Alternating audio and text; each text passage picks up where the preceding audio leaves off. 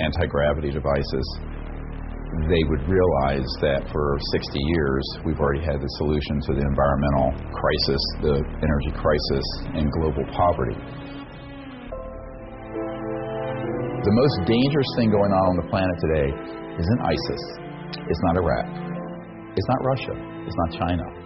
It's a out-of-control, covert group that is not being overseen by the people, the Congress, or the President, who have developed these technologies and are recklessly using them to track and target extraterrestrial vehicles. The result of this is that we're in a crisis that is unacknowledged, ironically, because these projects are unacknowledged. I occasionally think how quickly our differences worldwide would vanish if we were facing an alien threat from outside this world. There is no threat, and we have to prevent the weaponization of space. So either they don't exist, but if they are, they're a threat. So this is the 1-2 punch that's been going on, unfortunately, for 60-some years. He said, do you know why they killed Marilyn? Mr. President, the late Marilyn Monroe. And I said, well, I didn't until I got this document. It's a virtual death warrant. When they found out that Tesla had passed away, they came in, they had the manager of the hotel open the safe, and they took all of Tesla's papers. Now, a lot of people say, oh, well, that's an urban myth or a conspiracy theory. I say, like the hell it is.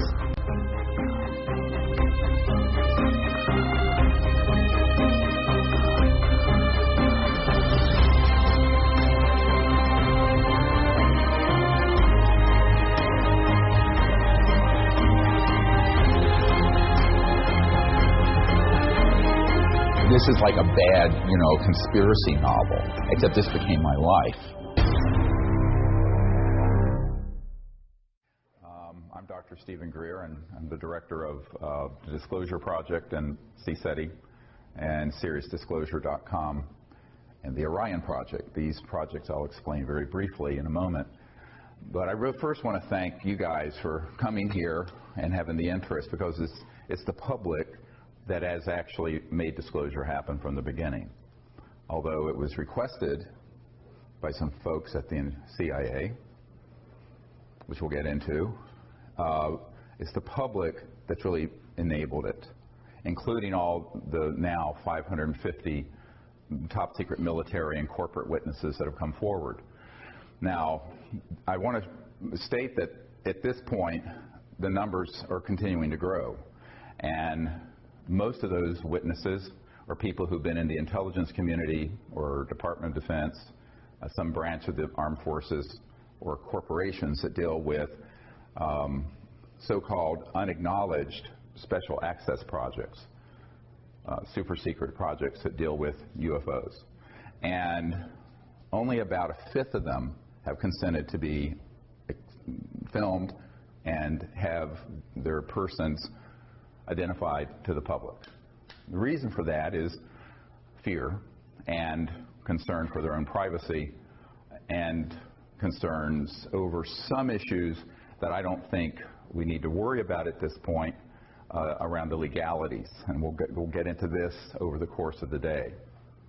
And the main purpose of the Disclosure Project was really to educate the public that we're not alone in the universe, and that this has been known by highly classified projects for 70 years, and that those projects have, unfortunately, become illegal and unconstitutional operations that operate transnationally. Note that I said transnationally, not internationally. The secrecy that surrounds this issue is so extraordinary that most presidents are not briefed on it, and if they're briefed in a way that is perfunctory and very, very limited and designed to control their actions. For example, Ronald Reagan was provided some information, but only insofar as it was false, so that he would support SDI, the Star Wars Missile Defense Program, so that he could justify the spending. But for the most part, presidents since Eisenhower have not had appropriate access control. Now, what I mean access control? This means not only access to the program, but control over them. And people need to make at the very beginning, a very clear understanding between knowing and being able to do anything about it. So every single president has been interested in this. Famously, Jimmy Carter, as he was the president-elect, was asked the outgoing CIA director, George Bush Sr., to brief him on this issue because he had had a sighting. Some of you may know this while he was governor of Georgia. I have that report. And President-elect Carter was told by then outgoing CIA Director Bush that he would not tell him about this issue, and he didn't say he didn't have information. He said, "I will not share that with you," and directed him to get it from the Congressional Research Service. Believe it or not, saying that to the incoming President of the United States. And this is well documented in Disclosure Project witness testimony from people who were privy to what happened. And I think that this is why folks have to understand that just because that someone is the President or the Chairman of the Senate Intelligence Committee, or for that matter, the head of the CIA, does not mean that they're going to even know about these operations. Now, when I first started out on this, it was an accident of what my real initial love was, and that is peaceful interstellar contact. I started out doing what I'm doing, while I was working full-time as an emergency and trauma doctor in North Carolina, because I thought it was time for humans to show a different face to the cosmos, one that wasn't militaristic, one that wasn't xenophobic, one that wasn't fearful, but one that was hopeful and forward-looking. And so I founded the Center for the Study of Extraterrestrial Intelligence 25 years ago, in CSETI, C-S-E-T-I, to do exactly that. And so we set upon this project, sort of just grassroots, and right away, within a year or two, we had contact. All of you know what happened near Pensacola, where we were out on a beach with about 50 people. A couple of them were Air Force pilots, a colonel and another guy. And there were 4 ET craft that materialized and vectored in and was filmed. Very poor film footage, old high-8, no night scopes, but it was actually quite close. This ended up on the front page of the Pensacola paper the next day. And at that point, what I was doing got put on the radar scope of the national security state of folks dealing with this. This is the part of the story most people don't understand. I never intended to be involved with this aspect of it, because what I really wanted to do was create a grassroots movement that basically bypassed the U.S. government or any other government to make contact with these civilizations as citizen diplomats, much like Physicians for Social Responsibility were citizen diplomats to the Soviet Union during the coldest days of the Cold War, the darkest days of the Cold War, but on an interplanetary, interstellar level. Unfortunately, I got diverted, not stopped from doing that other project, the CE5, Close Encounters of the Fifth Kind Initiative, which is when humans go out and intentionally make contact. But I was pulled into what I'm doing now with Disclosure Project because I was asked to. So within a month of that event in Florida in March of 1992, I was asked to go to a conference in Atlanta. Now, I thought it was just a conference. I got there, and it was half of magic, this covert group that deals with UFOs there. The former head of Army Intelligence was there. There were NSA people there. There were DIA people there, et cetera, and so on. And they proceeded to sort of ask me, what the hell do you think you're doing? I said, well, I'm doing what you can read. It's all public. I don't have any secrets about it. We're a team to make contact with these civilizations outside of governmental channels because the government is broken. And I was informed it was none of my business and not to do it. And I said, try stopping me. So we kind of had a mano a mano. Was not pretty till 3 in the morning in a hotel room, and and I said, "This is what I'm going to do." So there were people opposed to what the CE5 contact program was from the very, very earliest days. Most people don't realize that. On the other hand, there's a senior official at the CIA who flew down on a jet to my town in North Carolina, Asheville, North Carolina, to say, do it, and don't give up. Someone's got to do this because it's completely out of control, and moreover, someone's going to have to spearhead not only making contact, but informing the public, because the system is so completely dysfunctional. Now, the person who was sent down was a man whose family founded the California Institute of Technology, one of the most prestigious universities in America, and is associated with the NSA and CIA. And I said, well, I'm a country doctor in North Carolina, rambling around in an ER, and I'm doing this sort of as just an ad hoc group to do this. He says, no, well, someone is going to have to do this, but also is going to have to educate the public. And I said, well, I'll do what I can in between ER shifts and raising 4 children. And as things went, that was sort of the initiation, and my initiation into this sort of weird, down the rabbit hole world of secret projects. I'm going, why is this guy coming as an emissary of this very senior CIA person who's involved in this, begging me to do something? Why don't they just do it? Anyway, so you're going to see this leitmotif repeated over and over again over the course of today. And at that point, I said, okay, well, I will do what I can. And a few months later, there was a man named Bill Clinton, got elected to the presidency of the United States. And I was immediately approached by people who were friends of his, and who said, well, this is something that he's very interested in, and it's well known that his good friend Webster Hubbell, who was third in command at Justice Department prior to being convicted of some other problems, said that Bill Clinton asked that he wanted to know about 2 things. Who really killed Marilyn Monroe, because he had a fascination with Marilyn Monroe, and who killed Jack Kennedy, and also, what is this UFO stuff? Is there anything really to it? So he made a directed inquiry, and as Webster Hubbell reported in his book, Friends in High Places, this is not, you can read it and see, they made inquiries into the subject, and they, quote, were not happy with the answers they were getting, which is a polite way of saying they know they were being lied to.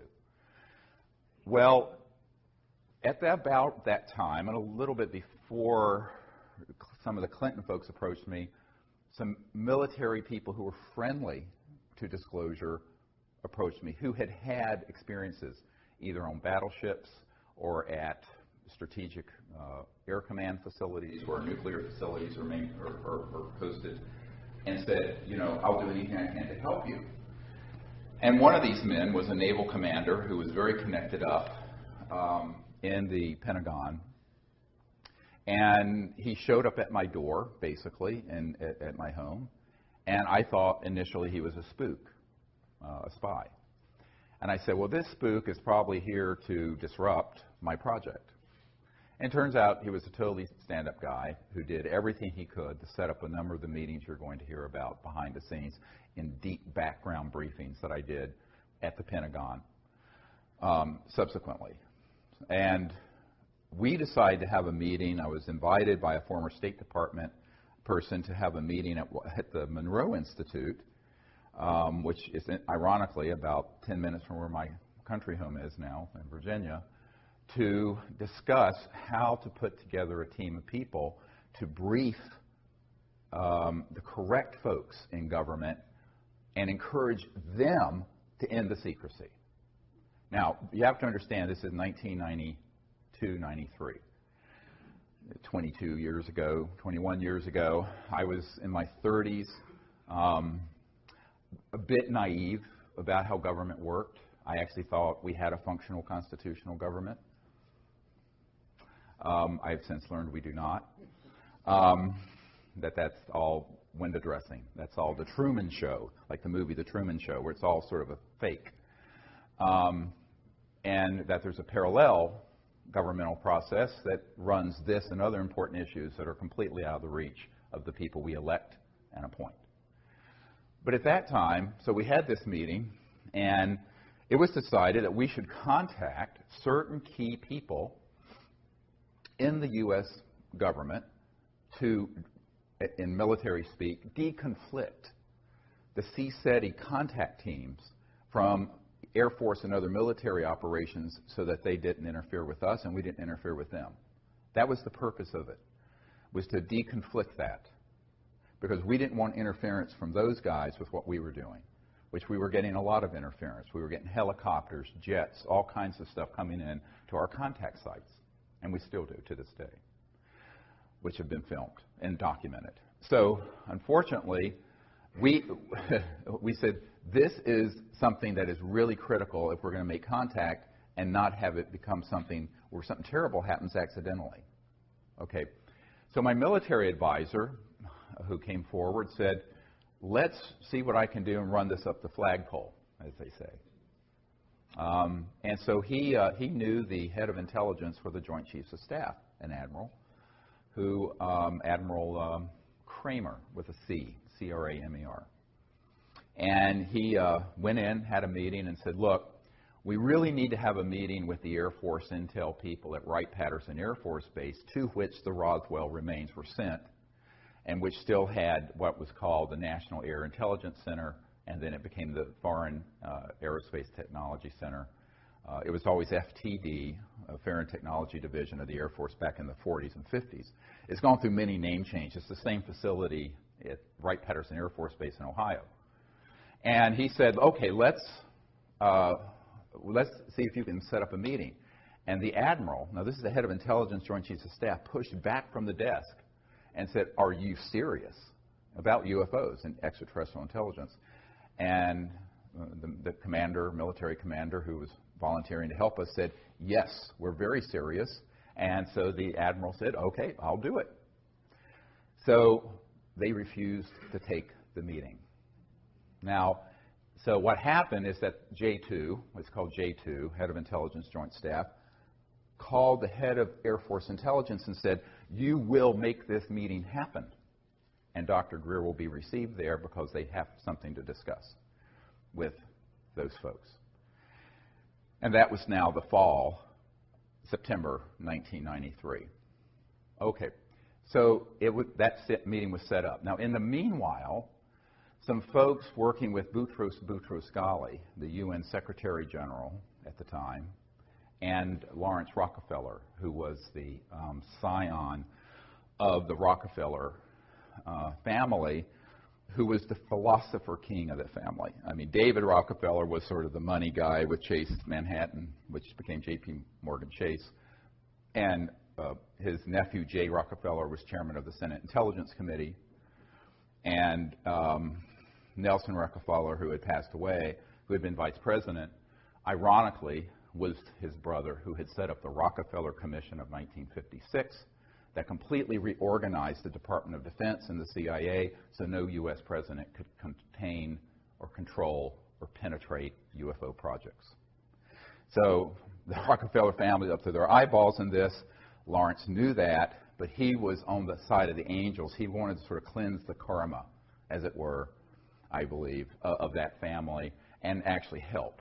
So a lot of people have, of course, attacked me for knowing a Rockefeller as proof that I'm sort of part of some cabal. I said, no, they contacted me because Lawrence knew that what we were doing was really novel and was effective because he had sent people, it turned out, to some of our events where we had contact, where we did the CE5 protocols and ET craft would appear and then disappear. He went, he took this information back to Lawrence and said, this is no joke.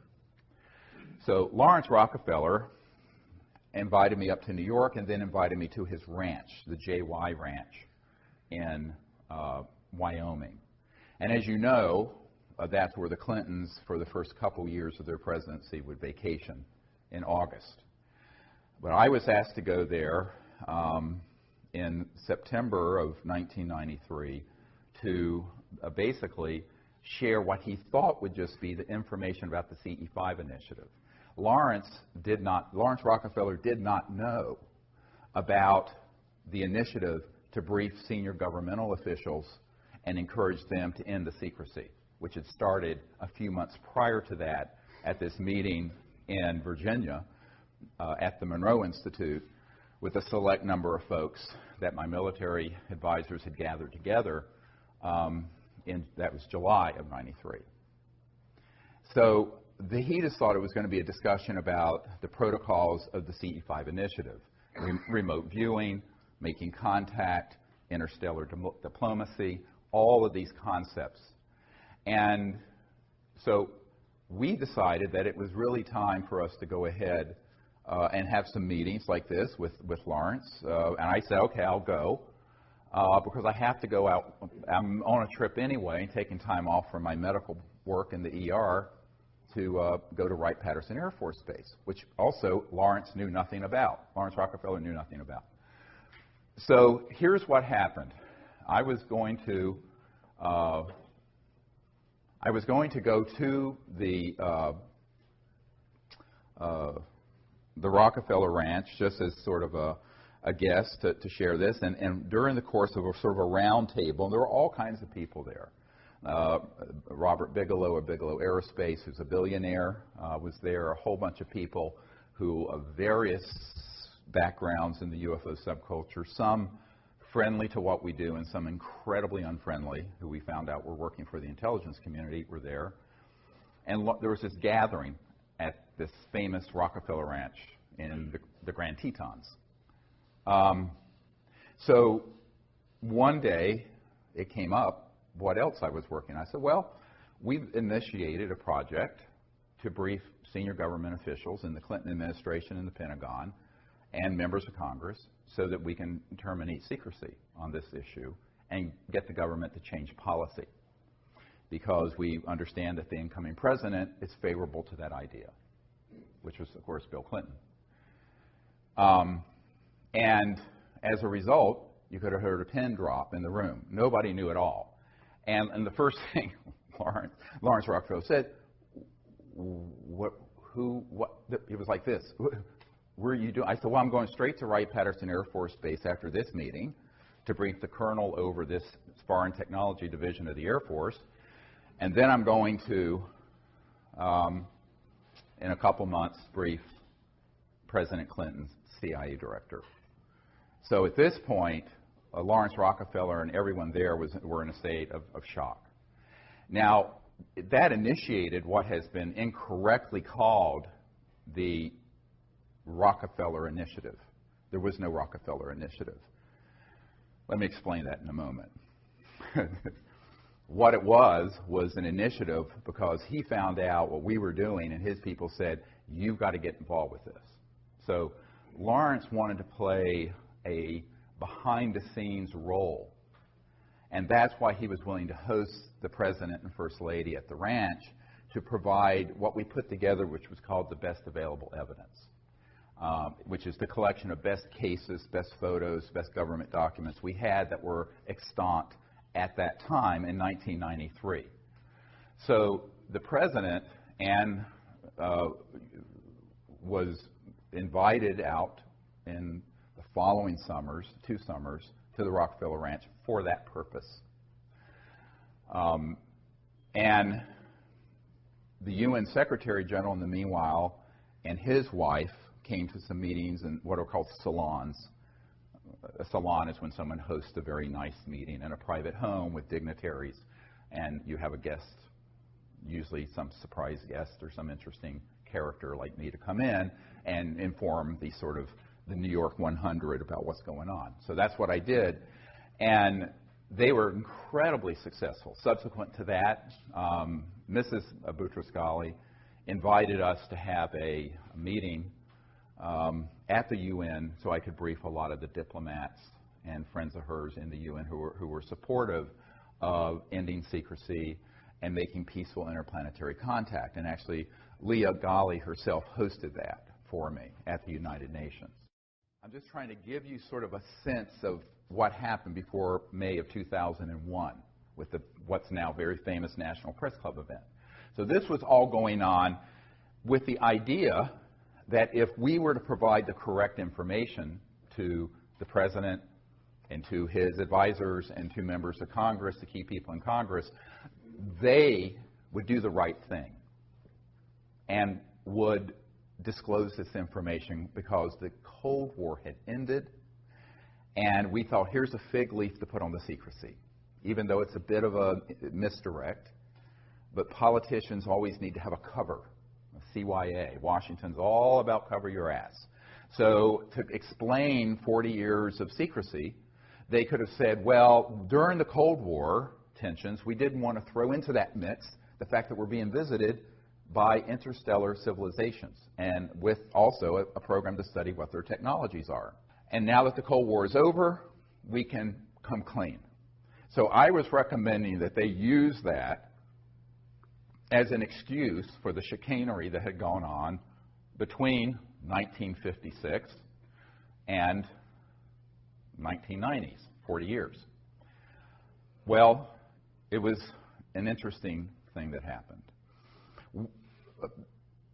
In the fall of 1993, I was given a lecture at the Colorado State University, hosted by astronaut Brian O'Leary and Maury Albertson, who was one of the co-founders of the Peace Corps. And they became very, very close friends and supporters of what we were doing. And in that presentation, I laid out the entire sort of manifesto of justifying disclosure, ending secrecy, and what we should do. And at the end of that talk, and I don't know, there were maybe 800 people there, 1,000, something like that. There was a man, a little bald man, standing at the back of the room. And he wouldn't leave, and he waited till almost everyone was gone. He came up to me and he said, Dr. Greer, I think I can help you with this. I know some folks in Washington who want to know about this, but they're not getting any good answers. I said, well, like who? And I thought he was going to say, you know, staffers for Congressman blah, blah from Nowhereville, Montana. And he said, well, I'm very good friends with the Director of Central Intelligence, the CIA Director, and he would like to be briefed on this. And, of course, I said, well, that's a good start. So initially that meeting was set up for November of 1993, and it got pushed back because of scheduling conflicts that he had and I had to December 13th, 1993. My wife, Emily, was there with me. And the cover story was a dinner party just here in Arlington at this man's home, and with his CI director and with his the CI director's wife, Dr. Sue Woolsey, who was the chief operating officer of the National Academy of Sciences. So, which is very good because I feel, well, we can get two birds with one stone here because she's a very senior scientist in a very prestigious institution. So again, we got a nanny for the kids, flew up to Washington, had this meeting. Now, normally when you meet with someone at cabinet level, it's a, very tight, maybe 20 minutes, 15, 30. This went on for about 3 hours. And the initial part of it, I had this whole briefcase and portfolio full of all these images of photographs and documents and cases and all this stuff. And after about 10 minutes, the CIA director said, okay, I know this. We know that they exist. And it turns out he and his wife had a sighting in New Hampshire when they were younger. I want to know, and this is the key question to answer, why won't they tell me and the president about it? I'm the CIA director. I said, well, that's another discussion. And at first, I got some hint of this when I got the letter, which I have in my archives, because subsequently, Woolsey tried to backpedal and say this briefing never happened. He publicly said so, and I can prove it to be a lie. I always say in Washington, how do you know they're lying? Their lips are moving. Lips are moving, that means they're lying. So, ouch. Did I just say that? Yeah, I did. It's on the record. There you go. So, but the letter I got describing the briefing from our host said that you're going to be the first person to brief the president's people and his CIA director on this issue because they've asked questions and they can't get anything through channels. Now, at that point, I have to say, I thought I was being Zoomed. I really thought this was a prevarication and that this spy master, the CIA director, just wanted to pick my brain, find out what we were doing with folks like the Rockefellers and da-da-da. And it turned out he 100% was out of the loop. He knew nothing about these projects, and he was being completely deceived by those who had compartmented intelligence within the agency, the CIA, and he literally was the emperor that had no clothes, and so was the president. So it was at that point, on December 13th, 1993, that I realized that we were living in a country that had undergone a quiet coup d'etat decades earlier. That isn't talked about in the New York Times and Washington Post because it would be the biggest story ever and the biggest scandal ever. They'd rather talk about the blue stain on a dress and other trivialities, or the stain on a blue dress, and rather than talking about the truth. And we, at that point, had put together a white paper, which is in my first book, about extraterrestrial intelligence, which you can get on our website at seriousdisclosure.com. And it describes basically the plan of what needed to be done by the chief executive, the president and his people, to end the secrecy. So I had that in my hands, and I was giving it to the CIA director as he was leaving. And he looked at me and he said, "How can we disclose that which we have no access to?" Very chilling question. So, in other words, if we were to push on this, then it would unveil the biggest constitutional crisis in the United States history. And no president wants to admit that they're out of the loop on important things. No one wants to admit that. Therefore, he said, "We will do what we can do. I'll continue to look into this. Please continue to send any information you have to me through this contact. But we'll have to see what the president can do." That meeting, as I said, was about 3 hours. Most of it was talking about contact, the technologies, why secrecy would be as extreme as it is. And this is, the why of secrecy is much more difficult for people to get their minds around than the how. So let me first do the how. Everyone thinks there's something called above top secret. Well, in the United States government, most governments, there's no such thing. There's actually confidential, secret, and top secret. But then within these classifications, there are compartments. So you have TSSCIs, top secrets, special compartmented intelligence. So TSSCI, it's the compartment you're in that matters. Some compartments, like what Edward Snowden exposed about PRISM, was a compartment that the President and the oversight committees of the Congress knew about. However misguided they may have been, they were legally overseeing compartments, which is why he's in trouble. There are other compartments that are unacknowledged special access projects. Special access projects require these clearances, and the unacknowledged ones mean exactly that. They are acknowledged to no one outside the compartment. And that includes the President of the United States or the Chairman of the Joint Chiefs of Staff or whoever. So one of the big mistakes that people make is conflating people's position in the military, the CIA, Congress, the presidency, the White House, the National Security Council, the whole alphabet soup of government agencies with access, all access, just because they have a top secret clearance, to every compartment. And I know men who are in one compartment or in one section, and they have a friend that's in another compartment, and they both have top secret clearances, very high compartments, and they do not know what each other's working on. They may be best friends, and they won't know. And that is how it works.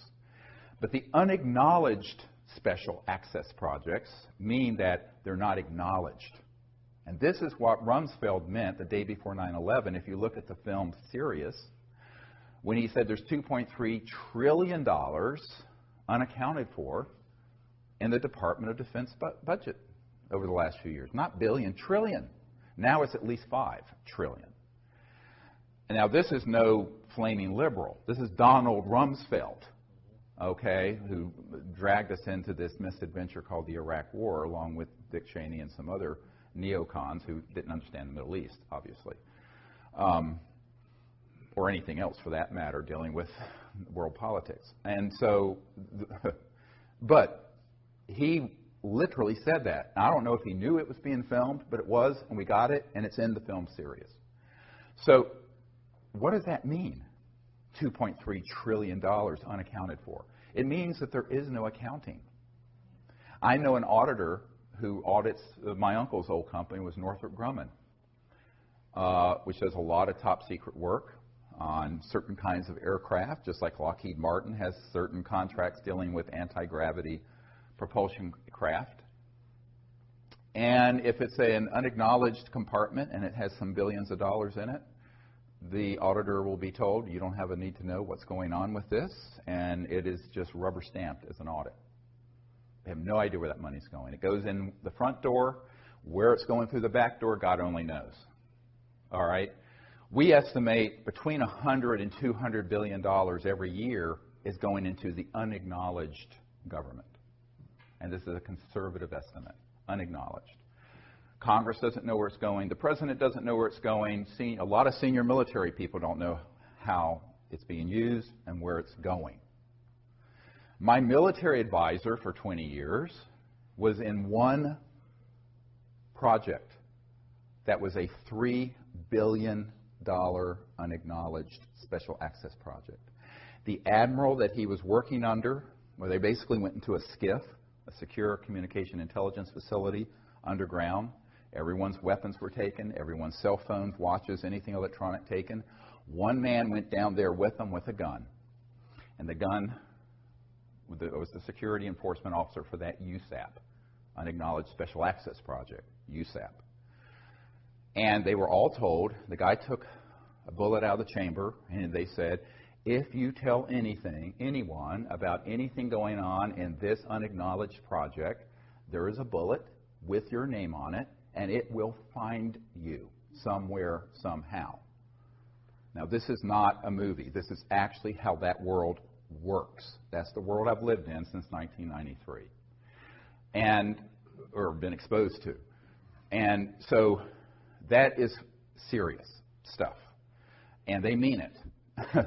and so my military advisor said, oh, absolutely, this is no John le Carre novel or John Grisham story. This is really how the unacknowledged super black world operates. Now, of all the projects that are unacknowledged, black bag operations of all kinds, special operations of all kinds, the blackest and the most unacknowledged are ones dealing with UFOs and extraterrestrial intelligence, by far. And so that's why when you read the document from early 1950s from Canada, the Wilbur Smith document, where he says, after talking to someone in the United States government, this is a Canadian top secret document that got declassified accidentally. It's on our website. And he says this subject is the most secret subject in the United States and exceeds the secrecy surrounding the development of the hydrogen bomb. At that point, we hadn't detonated a hydrogen bomb. Imagine something more secret than the ultimate doomsday weapon. Not an atomic bomb, a thermonuclear hydrogen bomb, which is what we were working on in '51. So the thing I point out to folks is that these sort of operations have gotten so out of control that that's why Eisenhower said, beware the military-industrial complex when he left office in 1961, just before Jack Kennedy took office. And Eisenhower, on his watch, and he was bitter about this to the very end, Jackie Gleason, a famous comedian, his wife told our team that Jackie Gleason and Eisenhower were good friends, that Gleason was bitter about this and heartbroken about this to the day he died, that he had lost control over these UFO projects. And that happened between 1956 and 1961. Now, why did this extreme... So this gives you an idea of how unacknowledged special access projects work. They're hermetically sealed silos, and no one outside that compartment, that matter your position in government, doesn't matter your clearance, will know what you're doing in it. So wrap your mind around that. That is how these projects are managed. And we're talking an almost limited amount of money they can use and access to enforce this and run those projects. Is it legal? No. Is it dangerous? Yes. Because it is, by definition, completely without oversight of the people, the people's representatives, or the president, or for that matter, the senior folks at the Pentagon. I'll get to this in a moment. So at this point, I'm reeling. I'm just sort of like, I'm absorbing all this. Look, I'm a country doctor in North Carolina, rambling around in an ER, taking care of shootings and stabbings and car wrecks and burns and what have you. And this bag of crap gets handed off to me. And I think, well, you know, this is way past my pay grade. I'm just... And in January or early February 1994, a friend of the president's comes to our home, a man that I had met some time earlier.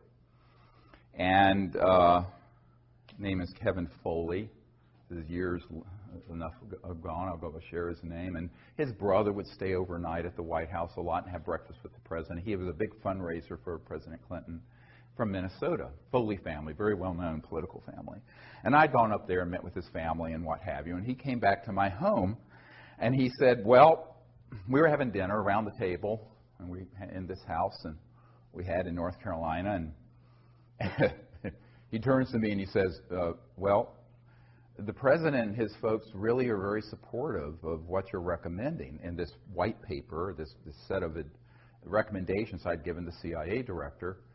But they're concerned that if he does this, he'll end up like Jack Kennedy. And I start laughing. I think, well, I think he's joking. I mean, this is ridiculous.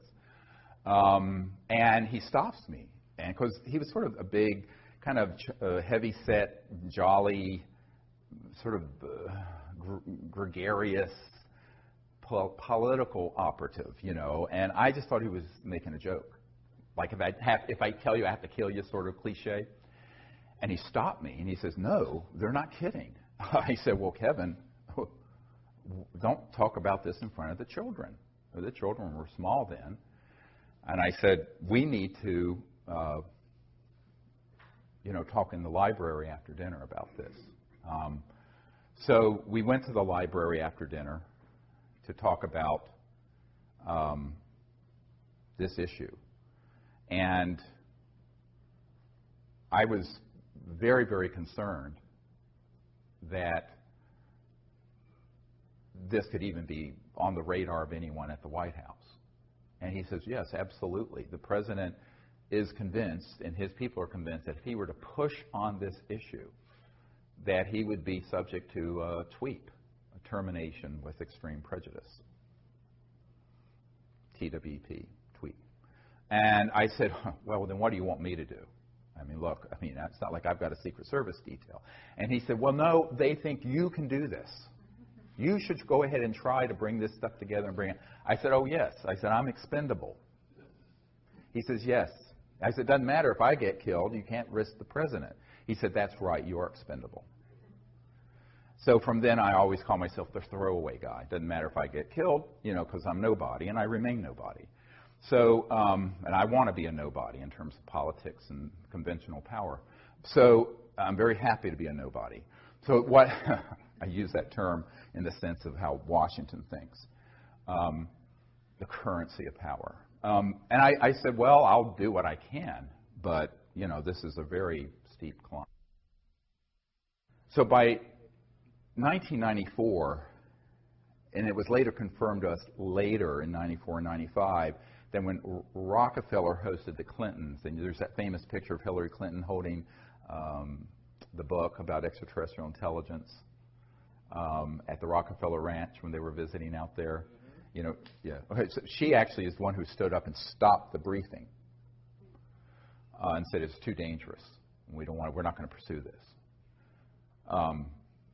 And ultimately, politicians are going to put their finger in the air and they're going to see which way the winds are blowing and see what they can benefit from.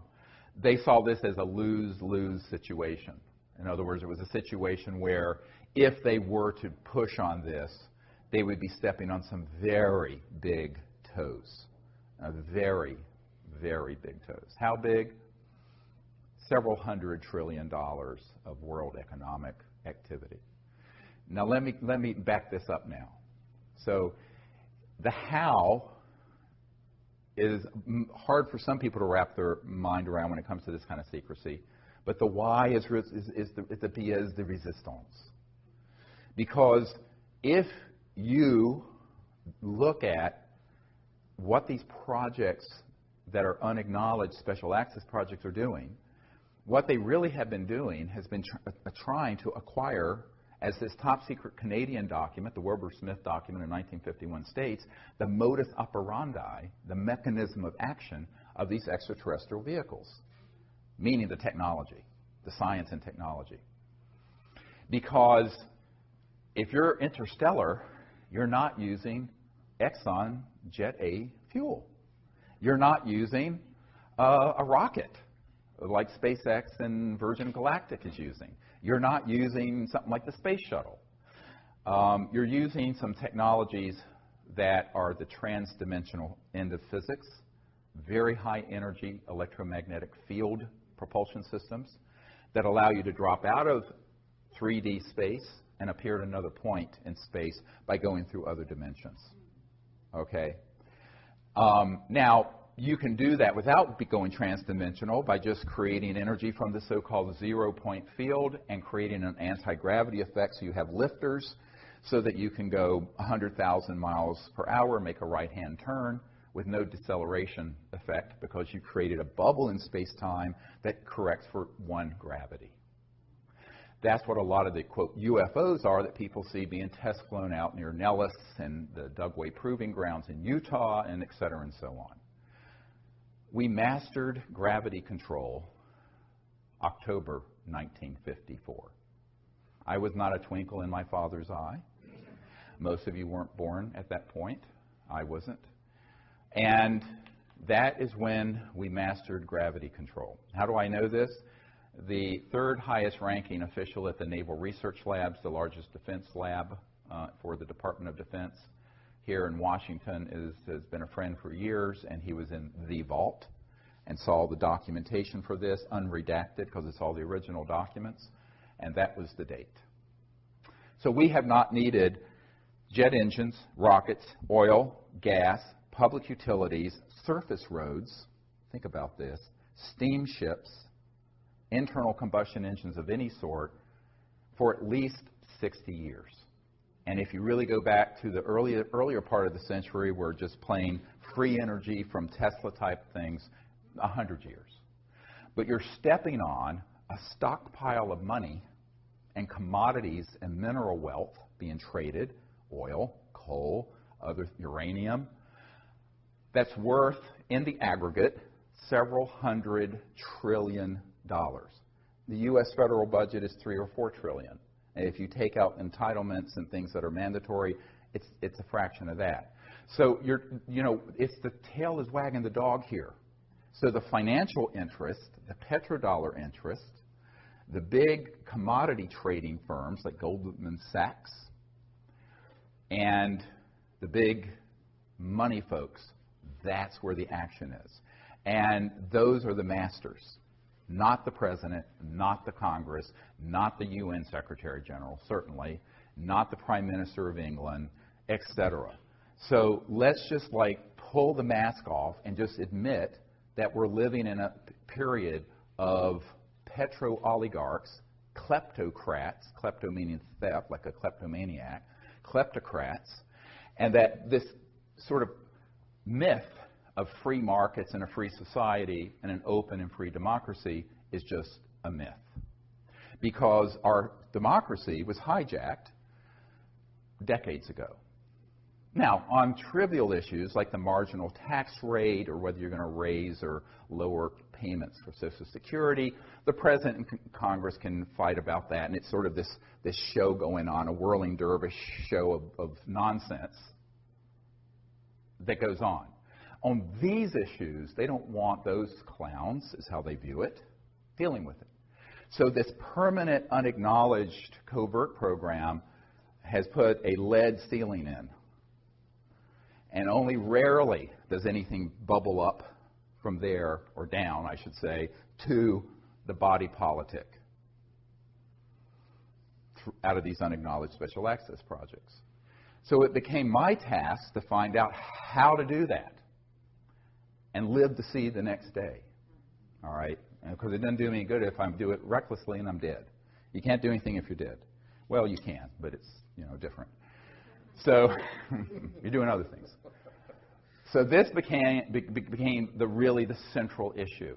And Lawrence Rockefeller, I suggested, look, we need to then, if the president will not do this, we need to get together a group of people, put together this best available evidence, and also assemble top secret folks who will have the courage to provide credible documentation, testimony about what they've known. So I suggested and organized a meeting at a Asilomar facility near Monterey, California, in June of 1995. Edgar Mitchell was there with me, Marina Popovich, who was a very renowned cosmonaut in the Soviet Union. Some KGB officers were there, and some of the early Disclosure Project witnesses were there. Now, this is 95. This is 20 years ago. And Lawrence paid for it, and Lawrence Rockefeller said, look, I will totally support doing this. And when I was with him at the ranch, I said, well, why don't you take a public leadership in this? I was talking to him out on his deck with the beautiful Remington Native American sculpture that's, the Native American on horseback, the very famous. Of course, they have the original of everything. And I said, I need your help. He says, oh, no, it's too dangerous for me. He says, there are members of my family already jumping up and down on my feet that I'm doing this much. And I knew he was talking about the money people in his family. He was the philanthropic guy who just wanted to give away his wealth before he died. That was his whole purpose. Really sweet man. And so I said, well, okay, I told him, you're old, you're rich, and you're a Rockefeller. I'm a nobody. I'm a North Carolina doctor who's trying to do this with no resources. He says, I'll be behind the scenes. And he took his old hands and did this, and he said, it's like a flock of geese.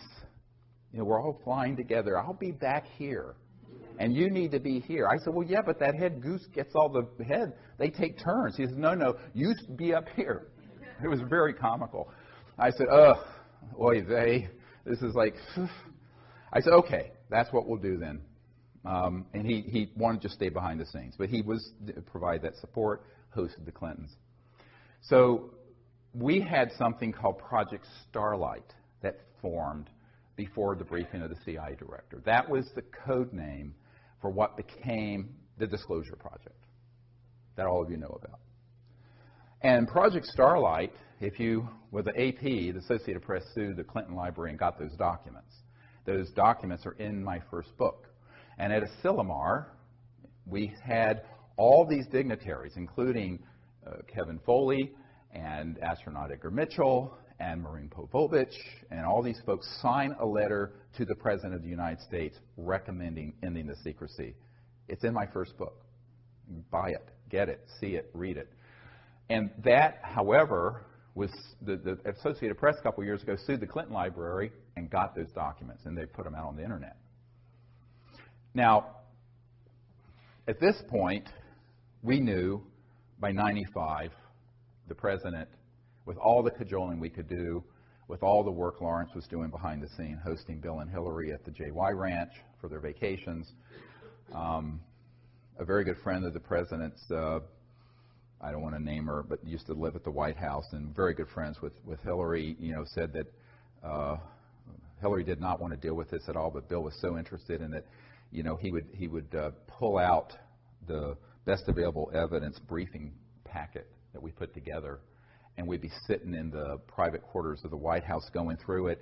And she's this hilarious woman who did a perfect imitation of Bill Clinton. And he said one time they put it out on the floor, and she was sitting there with him, and he was going through it going, well, I know all this is true, but they won't tell me a thing, not a goddamn thing. Just like that, about all these secret programs. So when she told me that, I said, it sounds like Mr. Clinton. So from 95 until 98, I proceeded then to approach various members of Congress. And we had already started that process thinking, well, okay, if the president won't do an executive action and force his way to control these unacknowledged special access projects, maybe a member of Congress will have the courage to hold a hearing. And since we now have identified, first it was about a dozen, and then it became several dozen top secret guys that could be subpoenaed and swear under oath with penalties of perjury, federal penalties of perjury, if you're testifying before Congress. Go ask some folks who are in prison for lying to Congress about what they knew. And so I started assembling these folks, the first meeting of which was in June of 1995. I'd met with a number of them one-on-one, but there's strength in numbers. So I realized that if we came together as a group and they got to know each other and they felt that it was, they felt safer, they felt protected if they were all doing it together. You see what I mean? Brilliant. Okay, so that was what I did, is pull people together. Because these men and some of the women involved were terrified about speaking about this on their own as lone wolves. But I said, let's get a mass of us together and do it. So that first gathering was very historic because it was sort of presaged what we did in 2001. Now, at that point, I decided, look, we are going to have to be very careful with this. So I wanted to be sure that not only did the president have no access, which is in itself proof of the illegality of these unacknowledged special access projects, but that the appropriate oversight committees of the Congress of the United States didn't, as well as key people at the Pentagon. So I proceeded then to do a series of briefings. And in 1997, here in Georgetown at the Westin Hotel, we gathered together, I think, about 25 of these top secret guys in a closed meeting, not open to the public, to invite members of Congress, members of the administration, and people from the Pentagon to hear what they knew. And it was a very well organized private event. No media was there and the public didn't know about it. It was in a very limited way.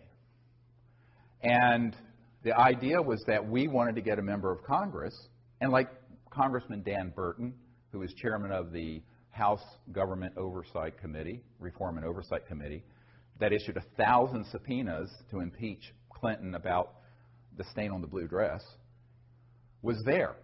And he was interested because one of his closest friends, who kept his appointment schedule, had a UFO come outside her window in Indiana some years ago and told him about it. So he knew the UFOs were real. And he turned to us and he says, I want everything you have, everything you have. And then someone got to him and he didn't hold the hearings. But there were many members of Congress and other people. There were people from the Vice President Al Gore's office there. There were people from the White House. There were people from the Pentagon. The day after that event, I went straight to the Pentagon and did a briefing, what's called a stand-up briefing for J2, the head of intelligence for Joint Chiefs, a different one from the one who forced the meeting at Wright-Patterson Air Force Base.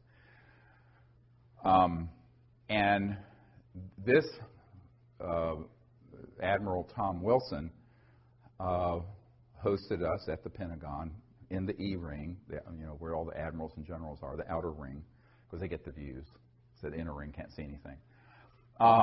And I went there with astronaut Edgar Mitchell, myself, a couple of the Disclosure Project witnesses, and my assistant, Sherry Adamak. And what was fascinating is that before I went, I had my military advisor send to the Admiral a document I had received. And it's the first top secret document in the briefing for the President that I did for Obama, which we'll get to in a little bit. And in this is dated from the 90s, and it's from Nellis Air Force Base, what people call mistakenly Area 51. It's not the proper name. And this document actually was a security alert because there were some UFO spotters who had penetrated the perimeter of Nellis, and they were going to have to shut down operations with their EMGs, their electromagnetogravitic anti-gravity test flights in that range that they have built. And the list is fascinating for the names of the compartments. And I just want to share a few of them just because, and this is dated 28 July 1991, 0900 hours. And it's from the National Reconnaissance Office, NRO, which is the super secret spy satellite operations part of the Air Force originally. So it went to Commander's Net, Royal Ops, Cosmic Ops, that is a clearance. These are all compartmented operations. MAJ, M-A-J, Ops, Magi Ops, COMINT, COMSEC, ELINT, Human Intelligence Ops, AFOSI, Nellis, Air Force Office of Special Investigations, and then a whole bunch of different numbered compartments. Red Flag, Dart East, Dart South, Pahut Mesa Military Operating Center, Sally Corridor, key one, Groom Lake, MOC, Dreamland, MOC, Blackjack Team. Blackjack control is at Edwards, by the way. The control is at Edwards, but there was a team at Nellis. Aquatech, Sea Spray, etc. So one of these compartments was known by Admiral Tom Wilson. I don't know which one. But it was being operated through a contractor. All the important stuff is done by corporate, by the way. If it's key, it's corporate.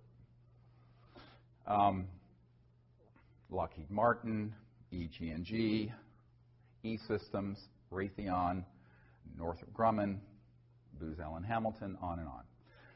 Edward Snowden, by the way, worked for Booz Allen Hamilton, who contracts for the National Security Agency. So the corporate world is actually where most of the USAPs get centered.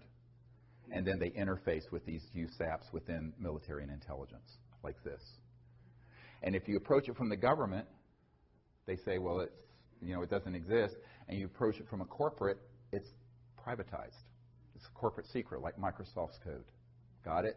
It's hermetically sealed away from everyone between those two techniques. Very clever.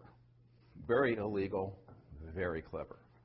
But the mafia is always very clever. And this is the biggest mafia in the world. So when Admiral Wilson recognized one of these compartments, he contacted them. Now, this is prior to me and Edgar Mitchell and other people arriving at the Pentagon in the spring of 1997. And he picked up the phone, and he said, this is Admiral Wilson. I'm head of Intelligence Joint Staff, J2. I'd like to be read into, which means briefed. I want to be read into this project, blah. And they say, yes, sir, we know who you are, but you don't have a need to know. And he said, God damn it, I'm the head of intelligence for the Joint Chiefs of Staff. How can I not have a need to know? And they said, sir, we cannot discuss this with you, and we will not. Click, hung up on him, blocked his line, would not receive any further calls from. This is an admiral in charge of intelligence assessments and putting intelligence together for the Joint Chiefs of Staff of the Pentagon of the United States. Now, this I know for a personal fact. So now you have a coup d'etat that extends to even the highest levels of the Pentagon. So by the time I walked through the door to do what was supposed to be a 45-minute stand-up briefing for the admiral and his staff, he was so scared and so mad, he was scared. And the meeting went for 2 hours, and if Edgar Mitchell hadn't had to leave to go to an interview in New York City on some TV show, it would have gone on for 3 or 4 hours. He kept canceling his other appointments.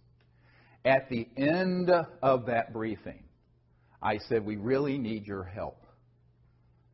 And he said, well, what can I do? They're not going to tell me anything. The best thing I have in my arsenal is the B-2 stealth bomber that I know about.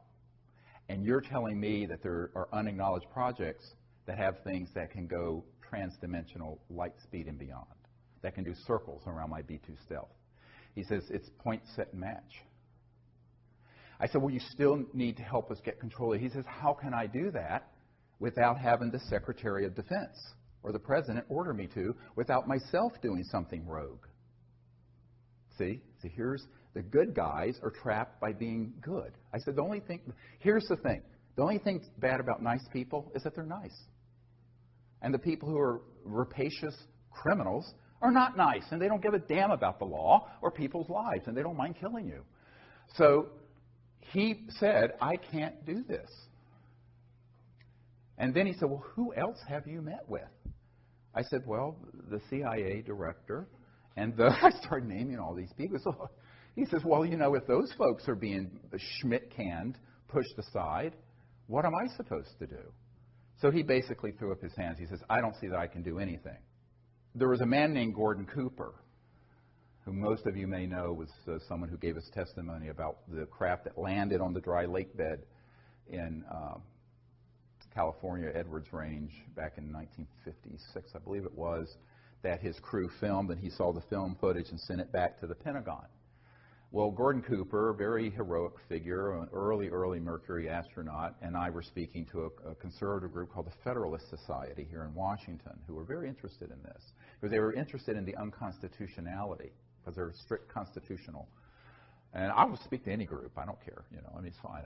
Politics, but I don't care. So, I mean, I agree with the group's politics all the way through, but they were interested, and they invited me and Gordon Cooper, so we went. So my wife was with me. It was here at the Hyatt, I think, near Capitol Hill.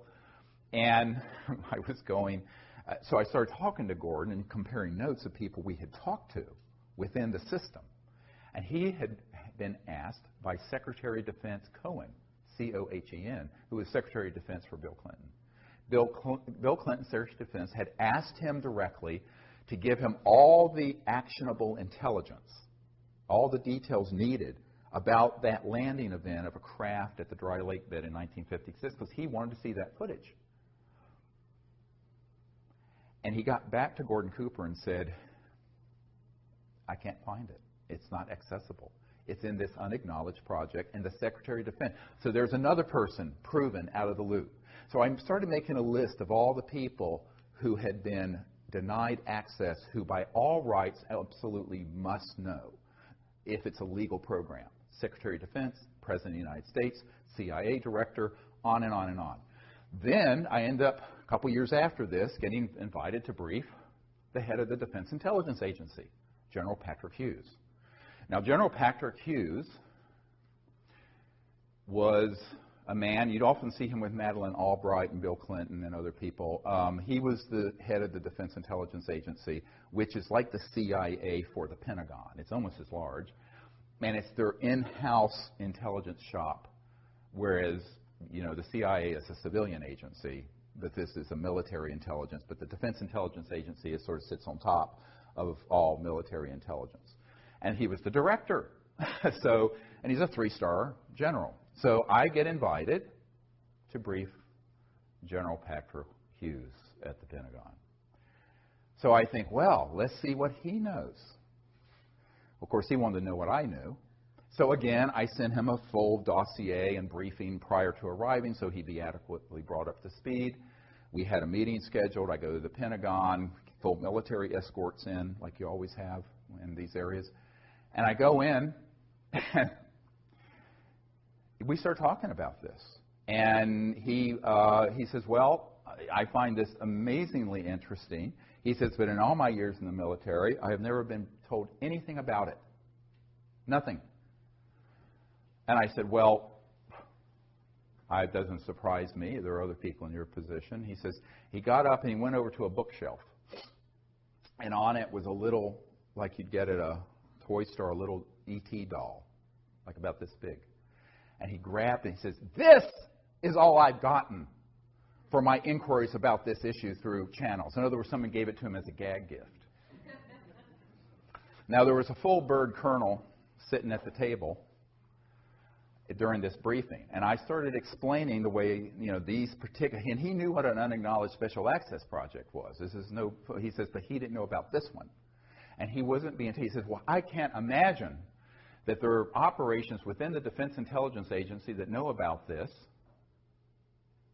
and they wouldn't tell me when I've asked. I said, well, they do. I mean, they lied to the president, they lied to the CIA director, and they'll lie to you. And the colonel visibly stiffened. Because I said at that moment, there are people on your senior staff who are tasked with this issue, but they don't want you to know for whatever reason. And this colonel stiffened. And my military advisor and I compared notes later. That guy was on the inside lying to the general. The colonel was zooming the general. Illegal? Yes. Treason? Yes. Happens every single day at the Pentagon and CIA. So when you're dealing with an unacknowledged special access project this sensitive. So these are not conspiracy theories. I've been there. I'm the guy who set up these meetings and was there. And I will say that I'm the only civilian you'll ever meet who's had meetings of this nature with people like that all over the world. So I wanted to put this on the record. Now, after this, we had about a 15-minute discussion, and then the general told me something very surprising. He says, my father, this is General Patrick Hughes telling me, my father knew of some kind of illegal conspiracy in the U.S. government back in the 50s and 60s, because he was also a very high official, that was so serious, and we thought the old man was a kook, referring to his father. And he says, I thought this would all be nonsense until I got into this office. Until I became the head of the Defense Intelligence Agency and contrasted with what I'm being told with what I've seen received from the Disclosure Project, or Project Starlight at that time. And he said that, my father was so upset by this, he eventually ate his gun, committed suicide. And, yeah.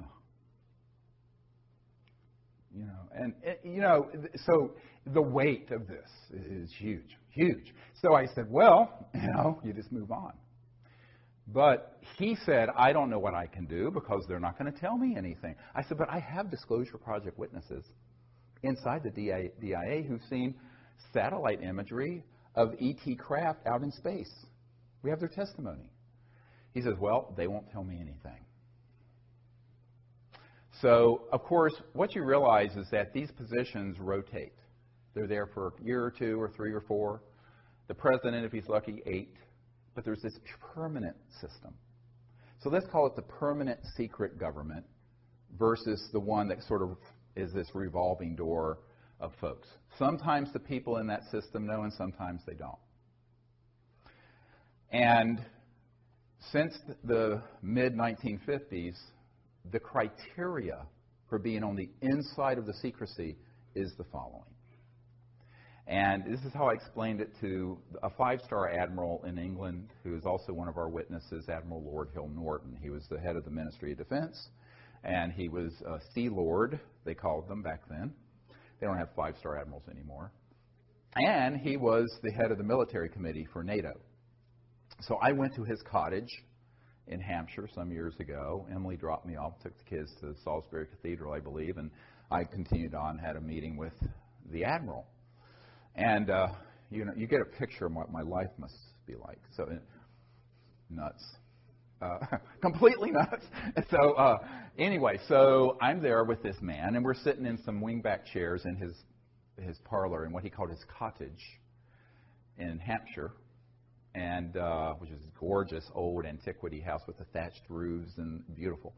And we started talking about this. He was a very fastidious man. He had a little teeny notepad like this and a pen and assiduously taking notes. Very, very.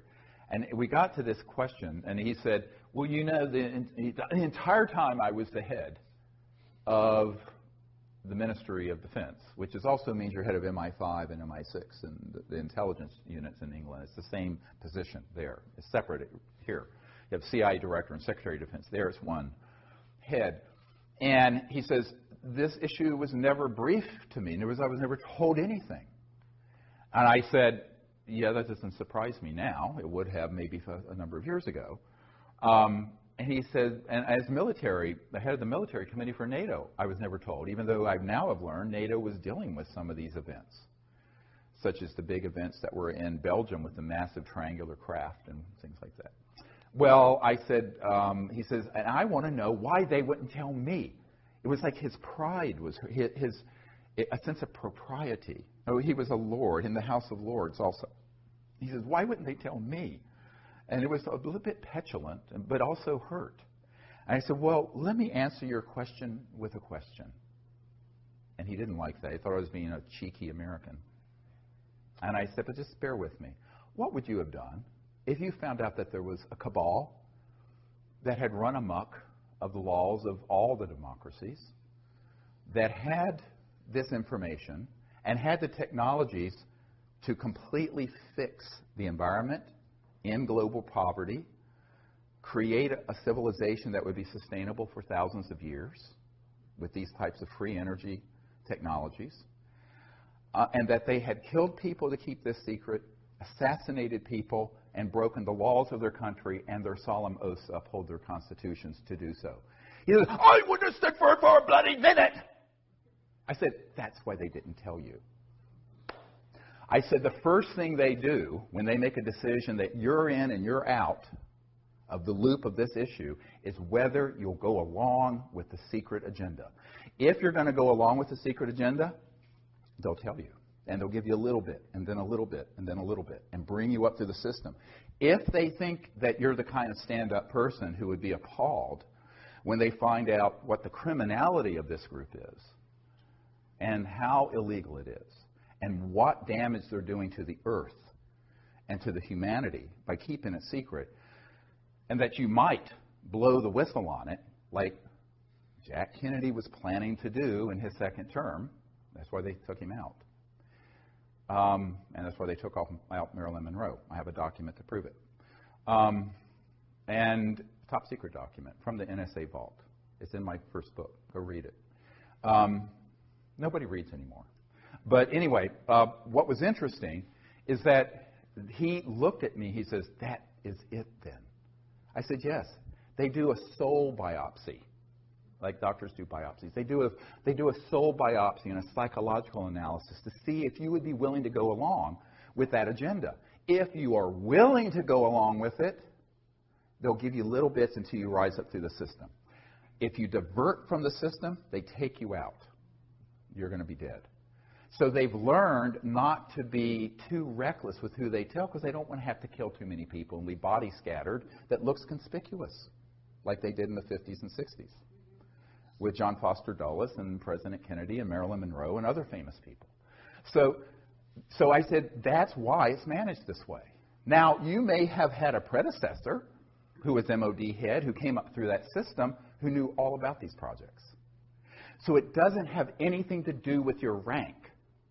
It has to do with your values. It has to do with your willingness to go along with an agenda that is the most criminal, evil, dangerous agenda that any potentates have ever had in the history of the world that we know of. And that's what we're dealing with this super secret Magi group. And they are not going to be reckless in who they read into and pull into those projects. So that is something you have to understand. Now, let's fast forward to the congressional initiatives, which I began in the mid-'90s.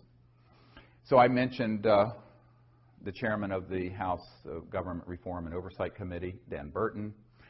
There was a man, many of you who were low income, like myself. I was very poor growing up.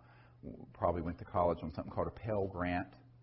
Senator Claiborne Pell of Rhode Island started the Pell Grants, sponsored that bill.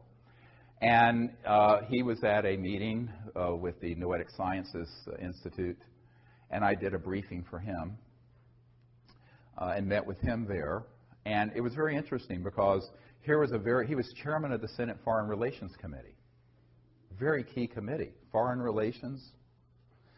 And he said, you know, I've wondered about this my entire career. We've made inquiries. We've never been given any information through channels. And he said, would you come to Washington and do a briefing for my staff? I said, well, sure, anytime I can come up. I was still living in North Carolina then. And he said, oh, wonderful. And then I looked at him and I said, you know, Senator, the problem with all this is that you're a good man who should be representing humanity to these visitors from interstellar civilizations. And you've been deprived of dealing with the ultimate foreign relations issue, interplanetary relations. And he looked at me through his horn-rimmed glasses and went, you know, Dr. Greer, I'm afraid you may be right. I said, well, I am. Very poignant moment, but that was the way it was. And then I met with Senator Dick Bryan of Nevada, whose home state has, of course, Nellis Air Force Base and the so-called Area 51. He had no knowledge of these projects. So I met with him in a kind of a clandestine little meeting at McCarran Airport in Las Vegas. He was flying in. I was flown in, put on one of those little beeping carts, taken to something that looked like a janitor's closet, opened it up. It was a VIP holding area, and I met with the senator. And we were talking about this. He said, I have never been told anything about this when we've gone into the secure, the SCIFs for the intelligence briefings. And so I provide a briefing to him. And it goes on and on and on and on. I mean, the numbers of people I personally briefed, you know, of course, you know, you probably all know about, you know, briefing, I'm blocking on his name, the Kucinich, who ran for president in 2008. And Kucinich was very interested in this, but he wouldn't hold a hearing either, even when he was the chairman of the subcommittee for domestic government reform and oversight. He had had a sighting. Shirley MacLaine outed him during the campaign and embarrassed him. He's very supportive of disclosure. I have his information. I mean, we stay in contact, but he wouldn't hold a hearing. So we went through all these. I mean, it's a whole bunch of people I met with personally. Now, there are people out there who say they're doing stuff with disclosure and lobbying, but they've actually never met with a sitting member of Congress. I'm not going to name names, but that's it. That's what I did for 10 years, from 92 and 3 until 01 and beyond. And also people overseas. The cabinet-level member of the Japanese government in charge of science and technology briefed him, very interested. But when I said, will Japan take the lead on disclosure and put this material together? He says, oh, no, we can't do it ahead of the United States. He was in terror of the idea of getting ahead of these covert programs. Same thing with meeting with certain members of the royal families in Europe that I met with. And as you know, I provided a big briefing that was given to Prince Charles by Jamie Cromwell, the actor who played. He said he was kind of playing me in this movie, First Contact, a Star Trek movie. And Jamie Cromwell, they had the opening in London, and Prince Charles came and wanted this briefing we were putting together for the president. And so Jamie Cromwell handed it to him. And I got a lovely note back from Prince Charles about this. But not that Charles could do anything about this issue, but they're interested. There's so much interest. But the people, even if they're in very high positions, they're interested, and now they're known to be briefed. But they have no power over the operations. So as I said over an hour ago, don't conflate knowledge of the issue with access control. Access control is in these unacknowledged special access projects. So that led me to doing something very controversial. And my military people said, look, there's a way that we do things in the military, and it's called a UNOD letter, unless otherwise directed.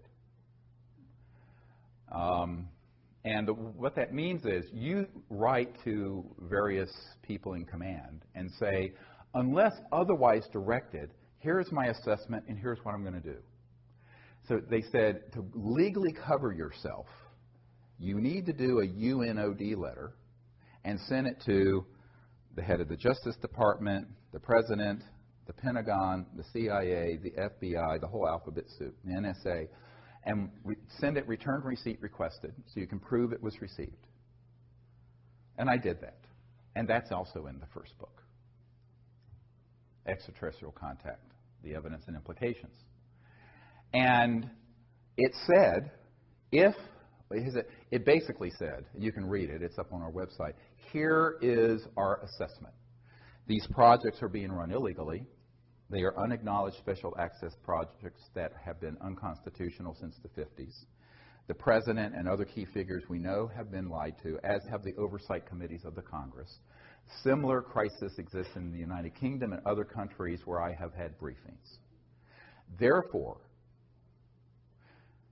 it is our assessment that the National Security Act and secrecy laws that are attached to oaths of secrecy are null and void, and that any man or woman who has knowledge in any document, material, or evidence attached to the UFO and extraterrestrial issue can be provided and disclosed publicly without penalty of law. This is our assessment, and unless otherwise directed, beginning as soon as we can organize it, we will proceed with disclosing this testimony and these documents. This was what we used to legally cover all 110 top secret military witnesses that came forward. It had to be done. And the reason I couldn't have done that between 93 and 98, I had to go through this torture chamber of finding out that, in fact, and proving not only to myself, for posterity and in my records, that the key people who should know about this do not. And therefore, the programs are illegal. And therefore, if the programs are themselves illegal, they can't cite the law. It's basic constitutional law. If you're a mafia, let's say that some mafia guy's running an illegal project, and you enter into a contract with him. That contract is vitiated, nullified, is completely zeroed out because the underlying operation is illegal. So all these men and women who have been at Lockheed Martin Skunk Works, who have been with the CIA, the DIA, the Pentagon, who have worked on these projects, we basically exonerated them from any legal penalties for disclosing information about these projects because we were able to prove they were being run unconstitutionally. And therefore, the National Security Act could not be applied. Does everyone understand what I'm just describing? That was the basis for the Disclosure Project of May 2001. And we had to do that because I talked to Danny Sheehan, who is a constitutional attorney who did the Silkwood case, represented the New York Times and Pentagon Papers, and he was helping me pro bono on this. I ran this idea by him. So I had my military guys advise me on the UNOD letter, the unless otherwise directed letter, but then I talked to some legal constitutional experts and say, is this a sound legal assessment? Because I'm just a doctor. I know anything about this stuff. And he said, absolutely. If these projects are being run illegally, they cannot then have it both ways. They either have to be under proper oversight and control of the President and the Congress, or they have opted themselves out of the legal system, and therefore they cannot use the legal system to prosecute any of our witnesses or me for having disclosed top secret documents that have not been declassified, which I have done. Now, that's a very big difference from what Snowden did. Snowden disclosed things that were being overseen by the President and were being overseen by the Senate Select Committee on Intelligence and the House Intelligence Committee. And even though those programs are Big Brother-esque and outrageous, he really should have limited his disclosure, if he's listening, to operations that were unacknowledged and illegal. You see, if he had done that, he would not be in legal trouble. Does everybody understand what I'm saying? He just didn't know. He was young, and he had very bad advisors. The people, the journalists and people who were working with him didn't understand the system well. So anyone listening who wants to be a whistleblower, listen to me, contact me before you jump off that plank. Because you must only disclose the projects that are USAPs, unacknowledged, and which are unacknowledged to the level that even upon directed inquiry by the key people in the Congress, the Pentagon, the CIA, and the President, they're still lying to them. So those programs then are rogue and illegal. Those you can disclose. And if you can prove that, then you're free sailing. Now, that's what we did. So from 98 until 2000, we gathered together more and more and more of these top secret military people and others. And I went all around the world and interviewed them. There's several dozen of them up on our website at SiriusDisclosure.com, SIRIUS Disclosure.com. Their testimony is a book that we put together called Disclosure. Some of it. I mean, it's so voluminous. To give you an idea, I had 110 hours of testimony that I had to cut down to the 4-hour and 2-hour DVDs that you can get on our website. There's so much material. So it's unbelievable amount of material that that's on digital film. I mean, honestly, I did most of the filming, so it's not professional because I'm a klutz with cameras. But that's all. We didn't have the funding to do this, like a big project. We just did it. It was all. By the way, the Disclosure Project had no paid staff, no office, all volunteers working in our spare time, all of it. So that's how it got done, and it still is how it's happening.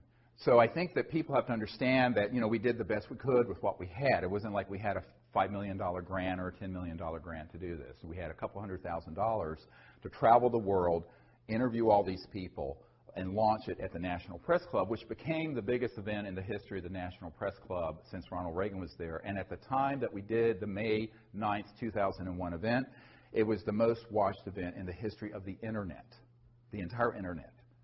And the company that hosts the Internet broadcast out of the National Press Club said they had so many people trying to see it, it crashed their system. And that Bill Gates and others were watching this because they had never seen that many people trying to get on to see it. They had to grab every T1 line in Washington at the old system. Now you can handle it, but they couldn't handle it in 2001. And it was all in the media. Eventually, about 800 million people around the world saw it. But then one by one, the media were contacted and told, take this down, take this down, take this down. 4 months later, 9/11 happened. But in the course of all of this, I've learned a lot. But, one of the things I've learned is that you cannot expect people in power to bite the hand that feeds them. It's like the old 9 Inch Nails song. Will they bite the hand that feeds them? And the answer is usually not. And the other thing is that the currency that matters is it's not impressive if you're a billionaire. I know a lot of billionaires. It's not impressive if you have a law degree from Harvard. It's not impressive if Daddy left you $10 billion. It's not impressive if you're the President of the United States, if you're not willing to do the right things for the people of the world and of the United States and have the courage to do it. Now, that one word, courage, comes from heart, from the French. Do you have the heart and the courage to do it? That's what's been missing. Because for the most part, our politicians and our attorneys, most politicians are lawyers, they come up in a system where it's self-aggrandizing, naked ambition. And most people in the corporate world and in the political world are not going to do something that could be an enormously dangerous thing for themselves personally and could ruin their careers by being associated with it. And that's why I concluded by 2000 that the people have to do it. We, the people, have to do that. Now, one of the real other issues that came up recently was Have there been people who, over a period of time, been trying to work this within the system? Yes. There's a senior official at the CIA who, for 20 years, has been very, very supportive. He's part of that group, but he's on the side of disclosure. But he can't stick his neck out too far because he saw what happened to former CIA Director Colby. When he stuck his neck out, he was going to give Bill Colby, the CIA Director, I think, for Ford and Nixon, was going to hand off one of these zero-point free energy devices and about $50 million in seed money so we could get it out to the public. And the week he was going to meet with a member of my board, they found him floating down the Potomac River.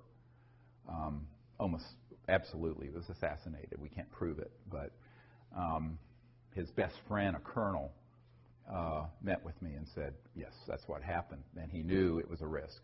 So a lot of people who are friendly to this, who are on the inside, are afraid of being tweaked, terminated with extreme prejudice. And then you have other people who aren't on the inside who don't have the courage of the ridicule factor, because the New York Times and the Washington Post, the big media outfits that are wholly owned subsidiaries of the intelligence community, frankly, when it comes to this issue, are going to absolutely roast and ridicule any politician that brings up the word UFO. It has to be done like on Kimmel, just sort of ha, ha, ha, make a joke of it. So in 1953, the CIA decided that the psychological warfare aspects of this would be where the real enforcement could be, by just making it ridiculous. And they actually engaged, I have a document that proves this, Disney Studios, to make cartoons about little green men so that it would become the laughing stock and sort of defang the whole issue into sort of silliness. And so it has remained for 60 years. So it takes a lot of courage, not just in terms of your personal safety, but your reputation, because you're going to be ridiculed and laughed out of meetings, or you're going to be teased. And most people don't want to be ridiculed. I'm just the kind of person, I don't care what someone says about me. I mean, everything terrible you can imagine has been said about me, and so what? I mean, you just expect it. So, but most people in a public eye don't want to do that. And so disclosure is going to have to be with the people. So we initiated that in 2001, and we continue to do that. And I think that the biggest problem we've had, and I wrote a paper about this called When Disclosure Serves Secrecy. Now, this paper, I wish you would read it and memorize it. Everything I predicted in that a long time ago, it's on our website. And if you sign up for our email service, we occasionally send it out. It's a free newsletter. You can just sign up. It's seriousdisclosure.com. It's free. It's completely provided to the public. That paper describes the dangers of doing what we've done. And that is disclosure being hijacked by charlatans who masquerade as disclosure folks, who attach to all the body of evidence I put together the fear factor and the silly season and the evil aliens are coming to eat us for lunch. All right? And that has happened. And the betrayals I will not go into because it will break your heart. So the truth is, the thing that keeps me up most at night is all this information being folded into it, which is all solid information, being folded into disinformation that's tailored to scare the public into what General MacArthur said, and that is World War III will be interplanetary. So now let me talk about the deepest USAP. The deepest unacknowledged special access project is the one that is tasked with doing the psychological propaganda, just like Hitler did with his program, for convincing the people that there's a threat that we should fight. This was launched in the 50s and 60s.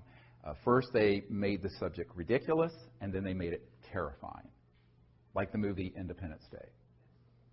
And this was all part of a plan hatched in the 50s to be sure that we could continue to grow the military-industrial complex But instead of just one country, sort of a unipolar expenditure out of mainly the United States and at that time Soviet Union, it'd be a global junta, military effort, because there's a threat from outer space.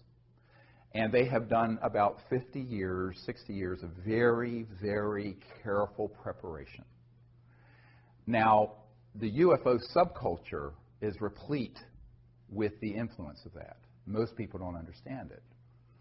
And I wasn't surprised when I got a document in the 1990s from the Strategic Studies Institute describing this project. And this is going to be in our next film, if I can find a director that wants to make this film.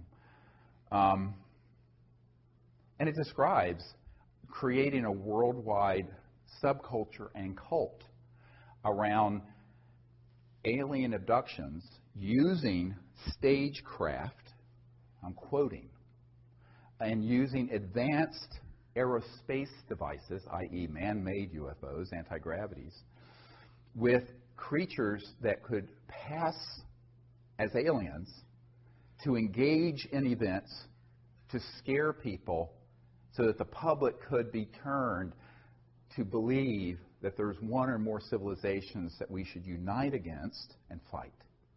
And Ronald Reagan at the United Nations literally said, wouldn't our job of creating a unified world be easier if we had a common alien threat?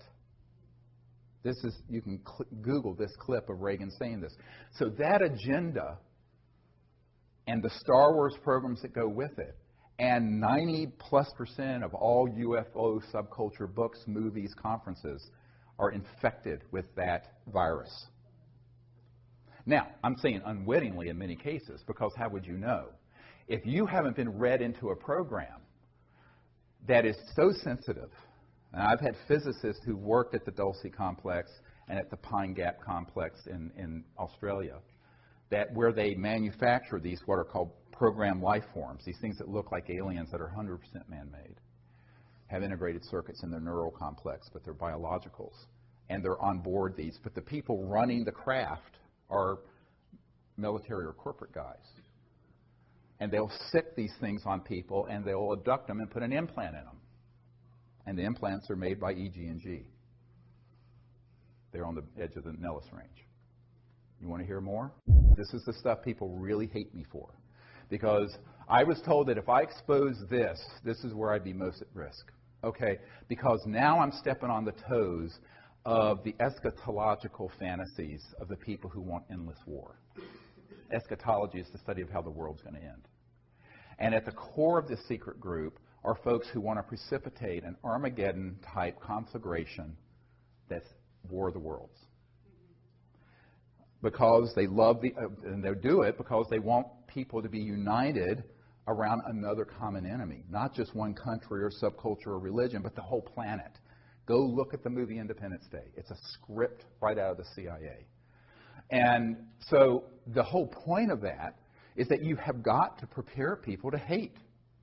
So, you know, it's not politically correct to hate someone who's African American if you're white, or if a gay person if you're straight, or hate women if you're a male, or a Jewish person. But it's completely okay to hate an entire planetary group of people, whether they're called grays or greens or purples or whatever, because they know that humans have within them this flaw.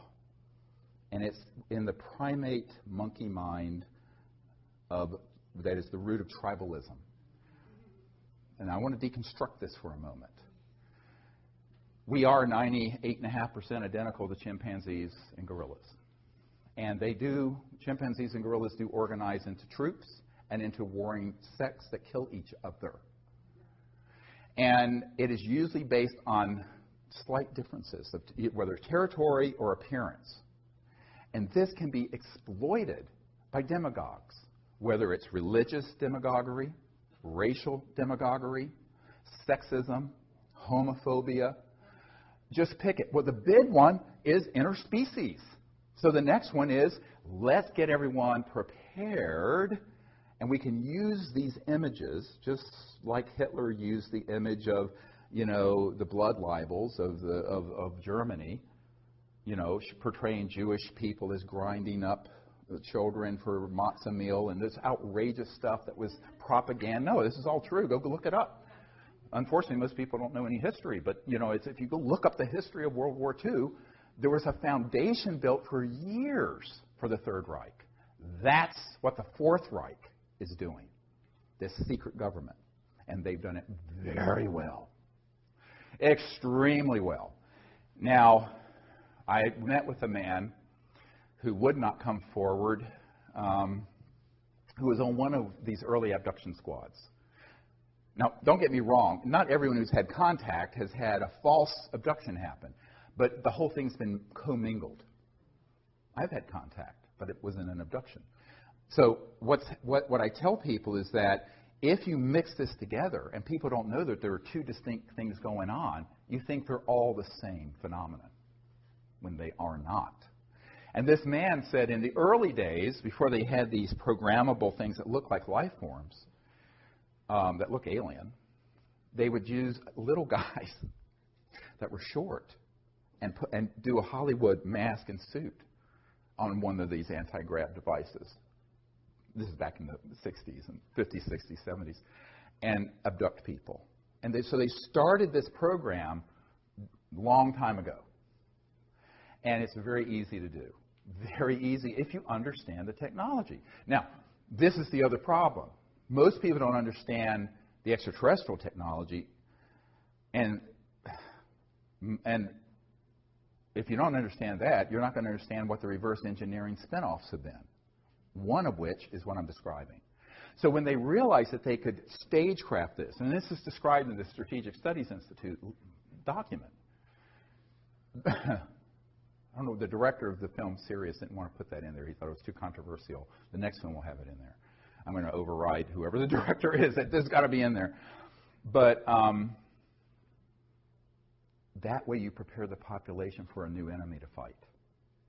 How else can you grow the military-industrial complex from $1 trillion a year enterprise to a $3 trillion or $4 trillion or $6 trillion? You have to have an enemy. As Leon Panetta said, we're spending $110 billion a year to chase 70 al-Qaeda members in Afghanistan. He said that. So how do you keep that juggernaut going? You've got to have another and a bigger enemy. So in the meanwhile, they'll concoct and create and keep the fire burning, manipulate the world to keep the fire burning deliberately. And that's what we've seen over the last decade. We go in and break Iraq, and then it creates, it just keeps this fire burning. However, the big surprise that's coming, 1,000 times worse than 9/11, is this false flag operation to stage a threat from outer space. There was a man who came to the congressional briefings in 1997, and he was prepared to open this entire box, Pandora's box of issues, to the members of Congress there. And I will not share his name. I keep a confidence. He was going to do it. The night before the congressman came, some intel people came to his room who he had worked with in those projects and begged him not to disclose it. And so he left. He was actually taken that night to a secure facility out in Virginia, and we never saw him again. He left a note under Sherry Adamak's door explaining what happened. But he had told me privately, would not go on camera, that he in 1974 had been on an interagency intelligence committee that had all this already planned out, and they could hit a button and they could release events that would look like ET craft that are man-made anti-gravities, do things that would look like an alien assault on Earth, that would stampede the entire world like 9/11 did into fear, where they would then be able to say, our next big challenge is to stave off the alien invasion. And I said, how ready was he? He says, we could have hit a button and the whole thing would have run, and that was in 74. Now, that's only because he was on that committee in 1974. He told me, but he said it was fully operational well before then. So we're getting into some really deep and dark stuff here. Some people are very disturbed when I share this. I don't think we have to, it's childhood's end today. You have to go into this with eyes wide open. And so one of my real concerns in putting together all the evidence and information I have on this is that then there are other people who are within the UFO subculture who will take the disclosure moniker and fold it into mutilations and abductions and evil aliens and this and that and the other thing. And I warned about this 10 or 15 years ago. And so it has come to pass. And I am very disturbed by it. It's the one thing that makes me want to shut down all my efforts. Because I don't want to hurt human consciousness more than it's already been injured. You know, my whole purpose is to help us get to a point where we become a peaceful planet that becomes interplanetary and interstellar. Not World War III that's interplanetary. But people who are not very nuanced in their thinking, or as Dr. Richard Haynes at NASA used to say, unselective filters, non-selective filters, they just let anything through and are not discerning, will take information and documents and witnesses and people I have and then fold it in to this other disinformation, and they do not have the discernment because they have not been at meetings with people from Behind Gap and Lockheed and the Cube. The Cube is the big underground facility that Lockheed Martin Skunk Works runs up in the high desert near Edwards Air Force Base. It's the state of the art where all these things are done. And at Dulce, which does exist. There's a man on my team who worked at Los Alamos National Labs as an engineer, senior guy, who knew a man who got on an underground connector going from Los Alamos to Dulce to work on these projects. Now, if you go to Dulce, there's nothing there because it's accessible only underground. It's accessible from Los Alamos, it's accessible from Nellis, and it's accessible from Edwards, all the way from Edwards, Air Force Base in the high desert of California. But these underground connectors, this is no myth. They do exist, and they're maglev, anti-grav, sort of, but they're underground. You go in one place, and boom, surface in another. Now, this brings up the question is, it's like the old song from the 70s, Don't Be Fooled Again, or The Who, we won't be fooled again. Will we? And I think that's the problem. Knowledge is the greatest purifier, it says in the Vedic and tradition in the Bhagavad Gita. So knowledge is key. We have to share this information, but we have to do it in a way that presents the full story.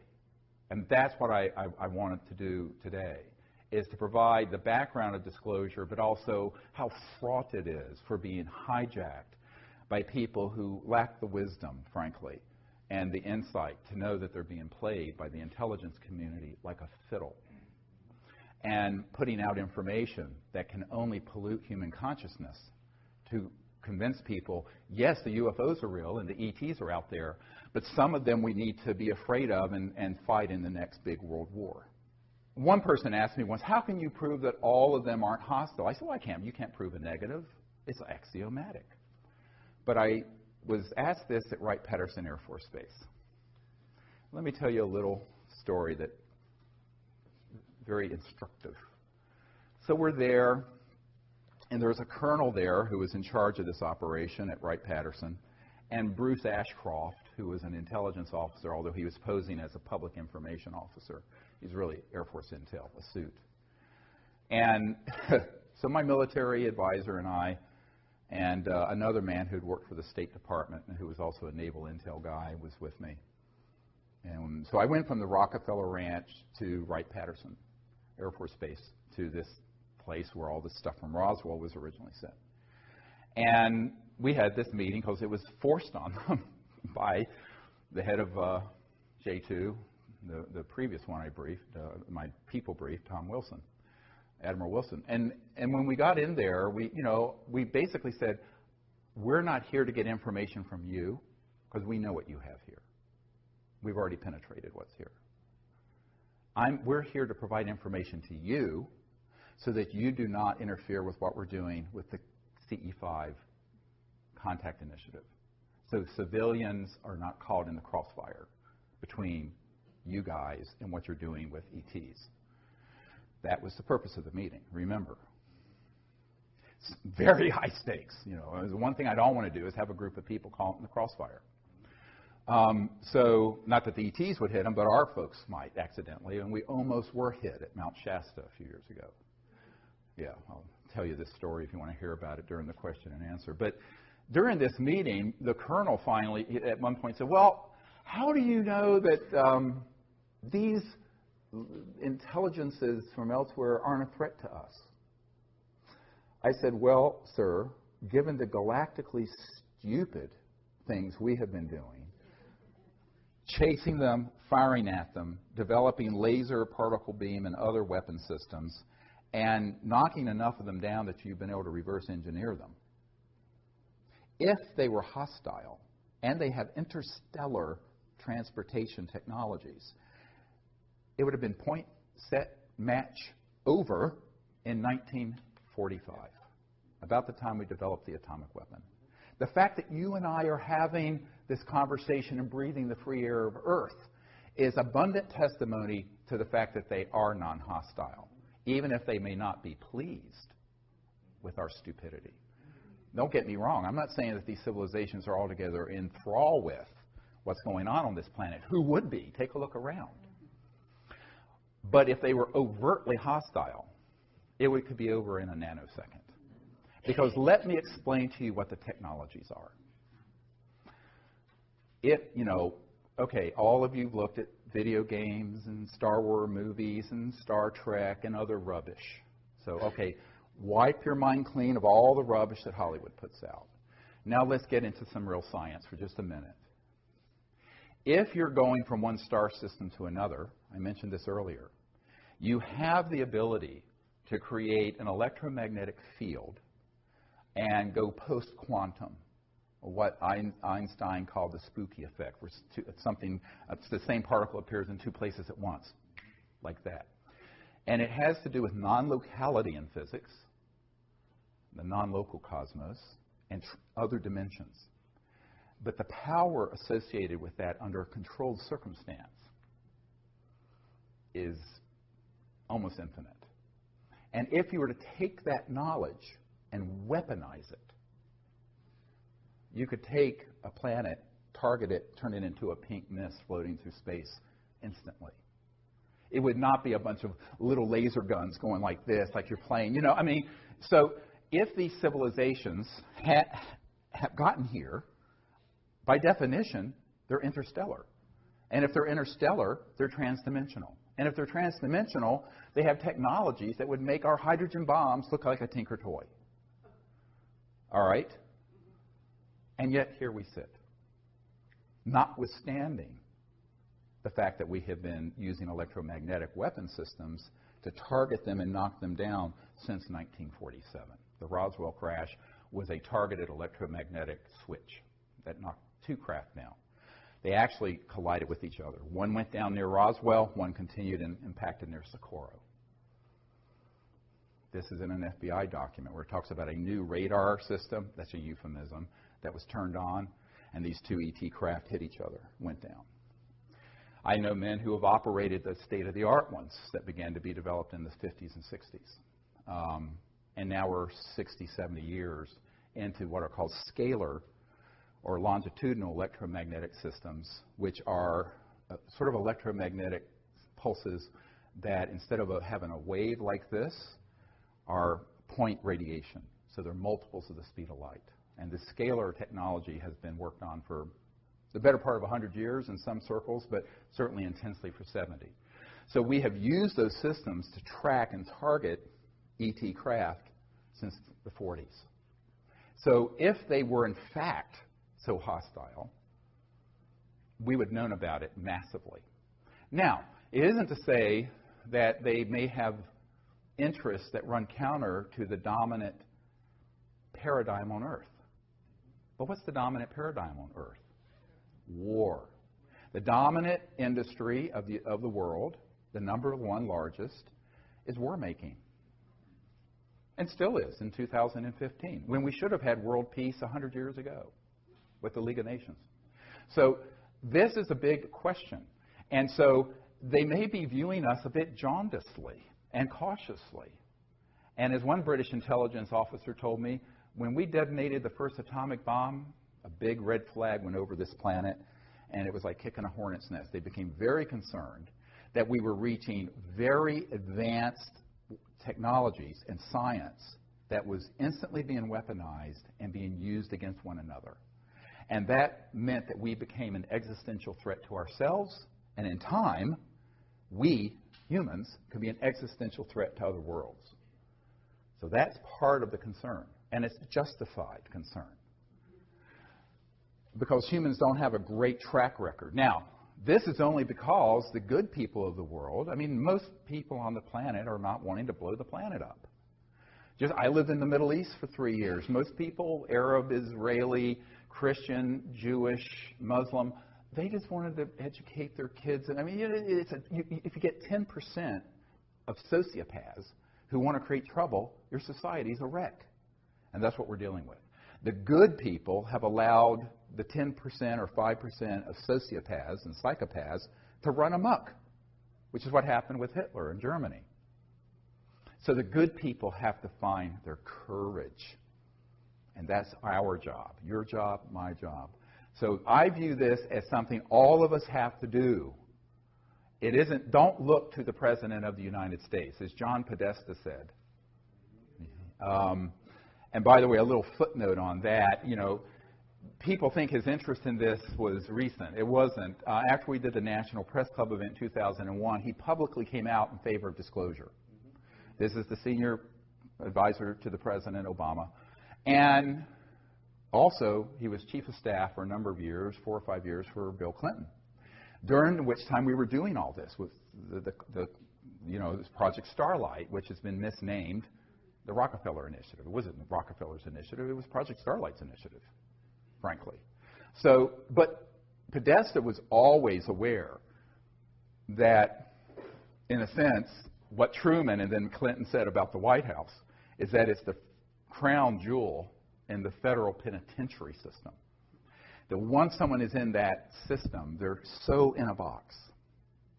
And when he left the Obama administration recently, he tweeted out, which became this big uproar, about how one of his regrets was not being able to effect UFO disclosure. Now, some people thought it was a bit of a joke, but it wasn't, because there's a press conference in 2002, after we did our 2001 National Press Club event, where he talks about disclosure and needing to end secrecy and release the UFO files and information. But his interest goes back to the Clinton era, before, because he was chief of staff for Clinton when we were doing all this work, prior to what the public knows as the Disclosure Project. Does that make sense?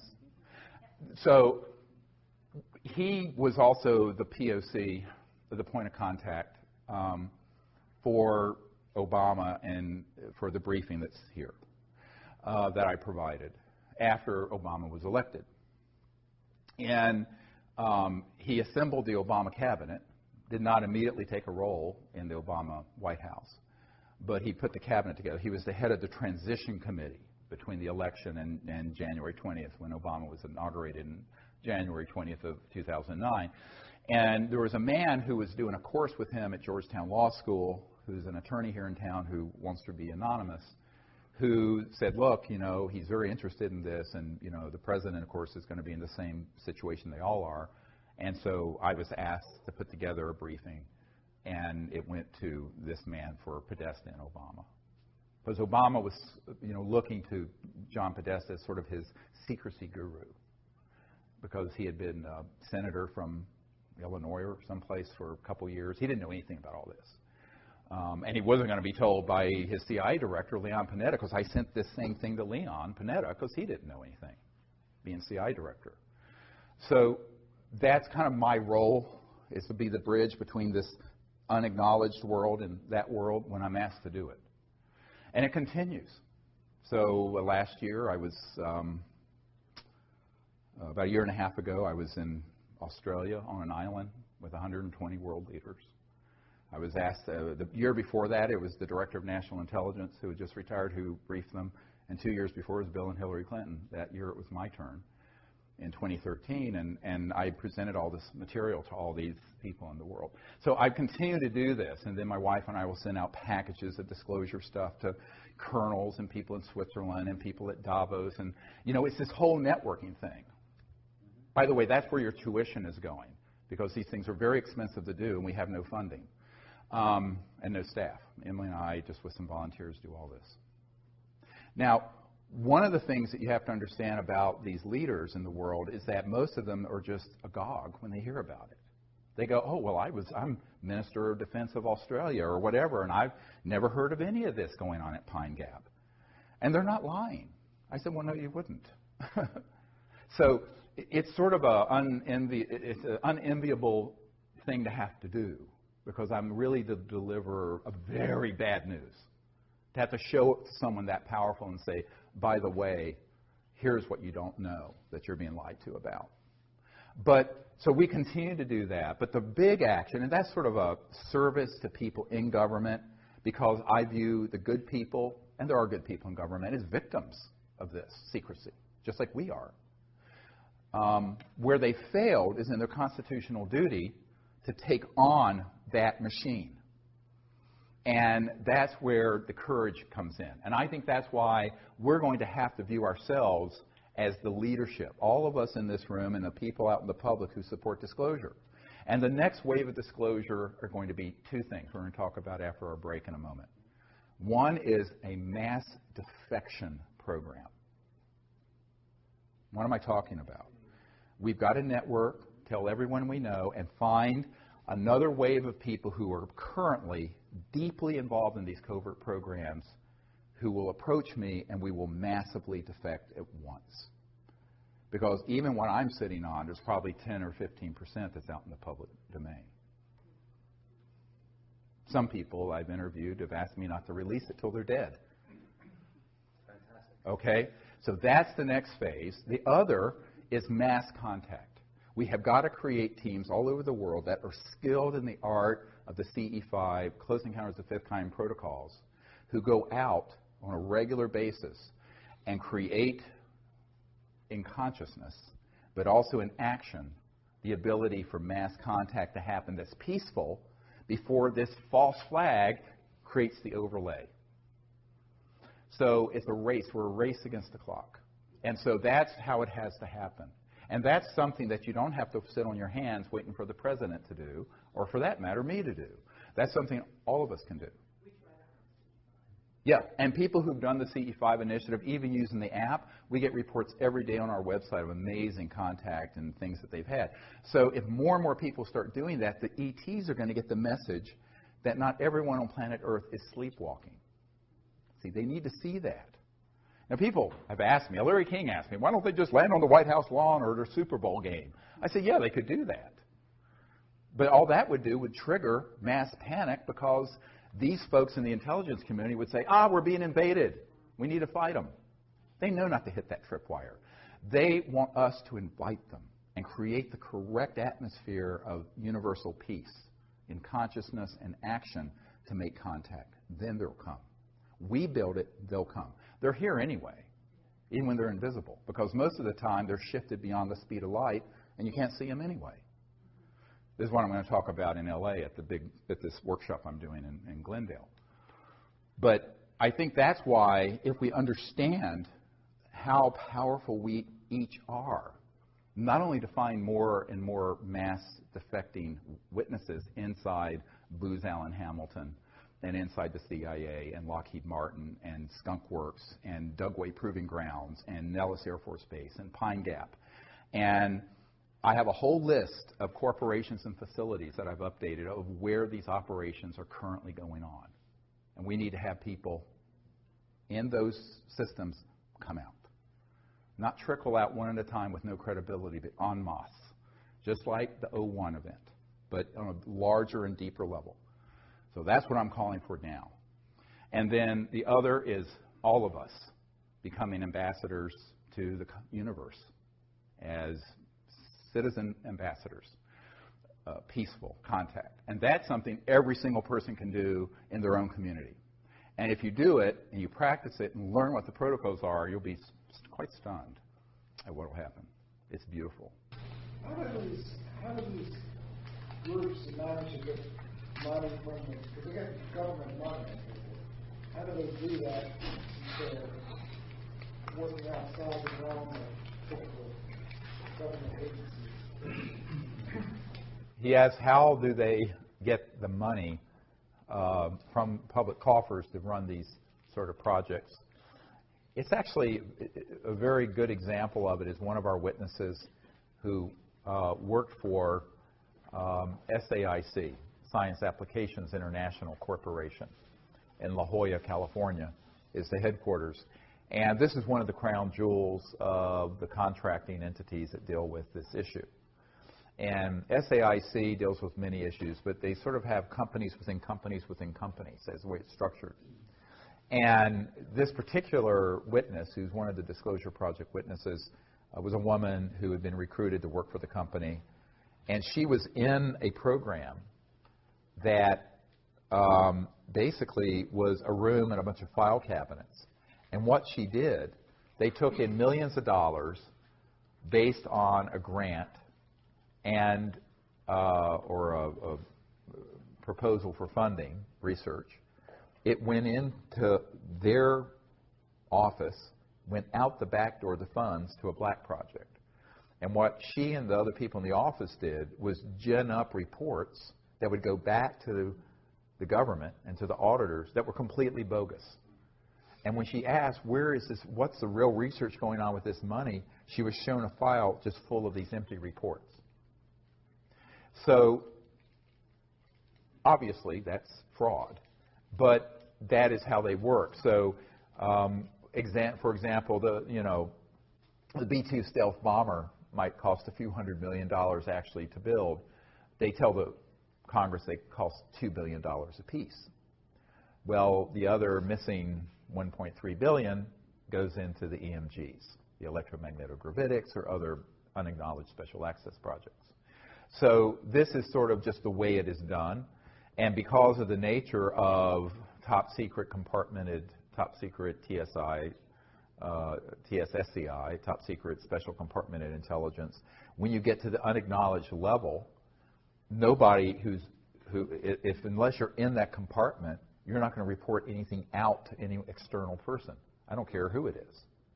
Certainly not the Congressional Budget Office or the auditors at KPMG or whoever it is. They just don't report it out. It'll be reported out on these phony things. And this is why when Rumsfeld said there's $2.3 trillion unaccounted for, I mean, again, this was not a flaming liberal. It's not Abby Hoffman saying this. This was the Secretary of Defense for George W. Bush and Dick Cheney saying this. So if you don't believe me, maybe you'll believe him. And that it's just unaccounted for. But that's how it's done. This one little example. So a lot of it is kind of overbilling and overcharging. You hear about these massive costs, 500% cost overruns, 1,000%. Well, it's not cost overruns per se. Part of it is that it's just going into a black project and being diverted. But not just Department of Defense and CIA. I have people who worked with the first Bush presidency, Bush Sr., who said that they were pulling money out of HUD, Housing and Urban Development, and other agencies. That would be things that were inflated prices that would then be siphoned off into black projects. And that is done routinely. And so,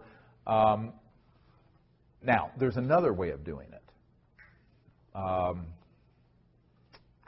don't know if I should go into this or not. This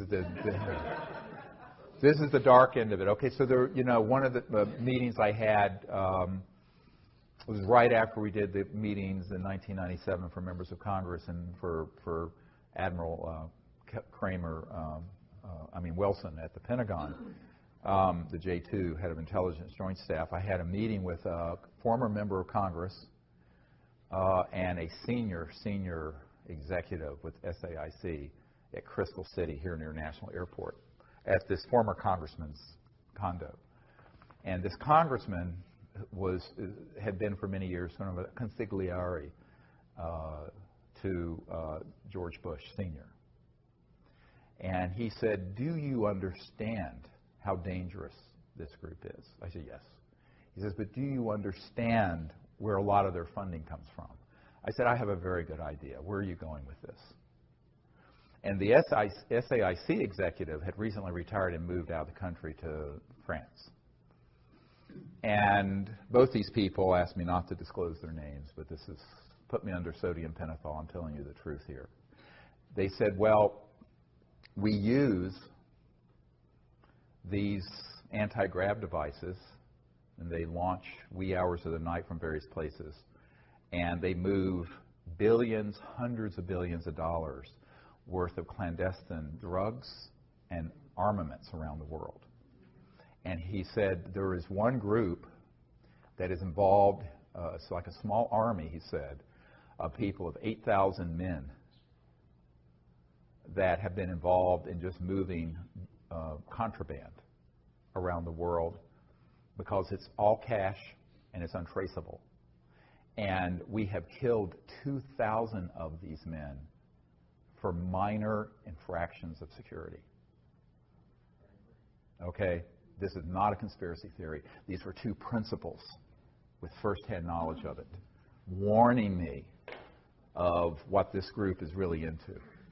So one of the reasons, therefore, fast forward to another problem.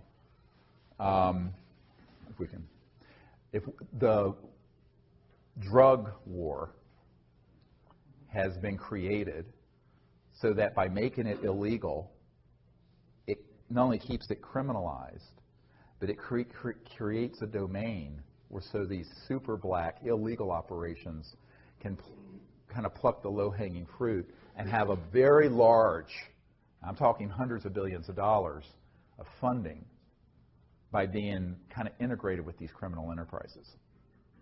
You know, now I'm not in favor of drug use, but I think it should be completely legalized for that reason.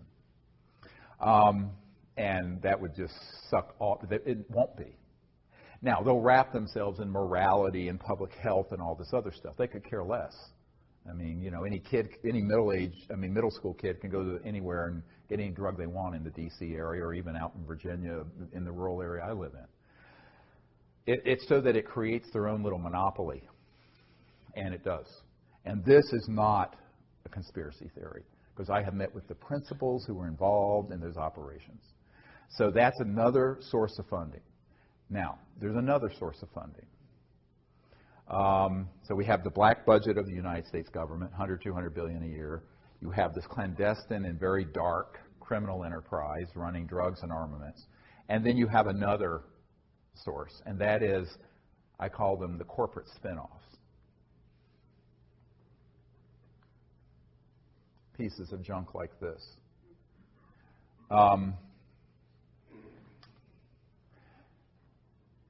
The technologies at Murray Hill facility, AT&T, in the early days, Bell Labs, Lockheed.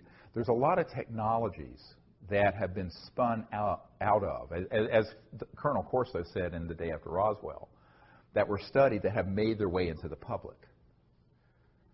By studying extraterrestrial materiel that have come from our downing of these spacecraft.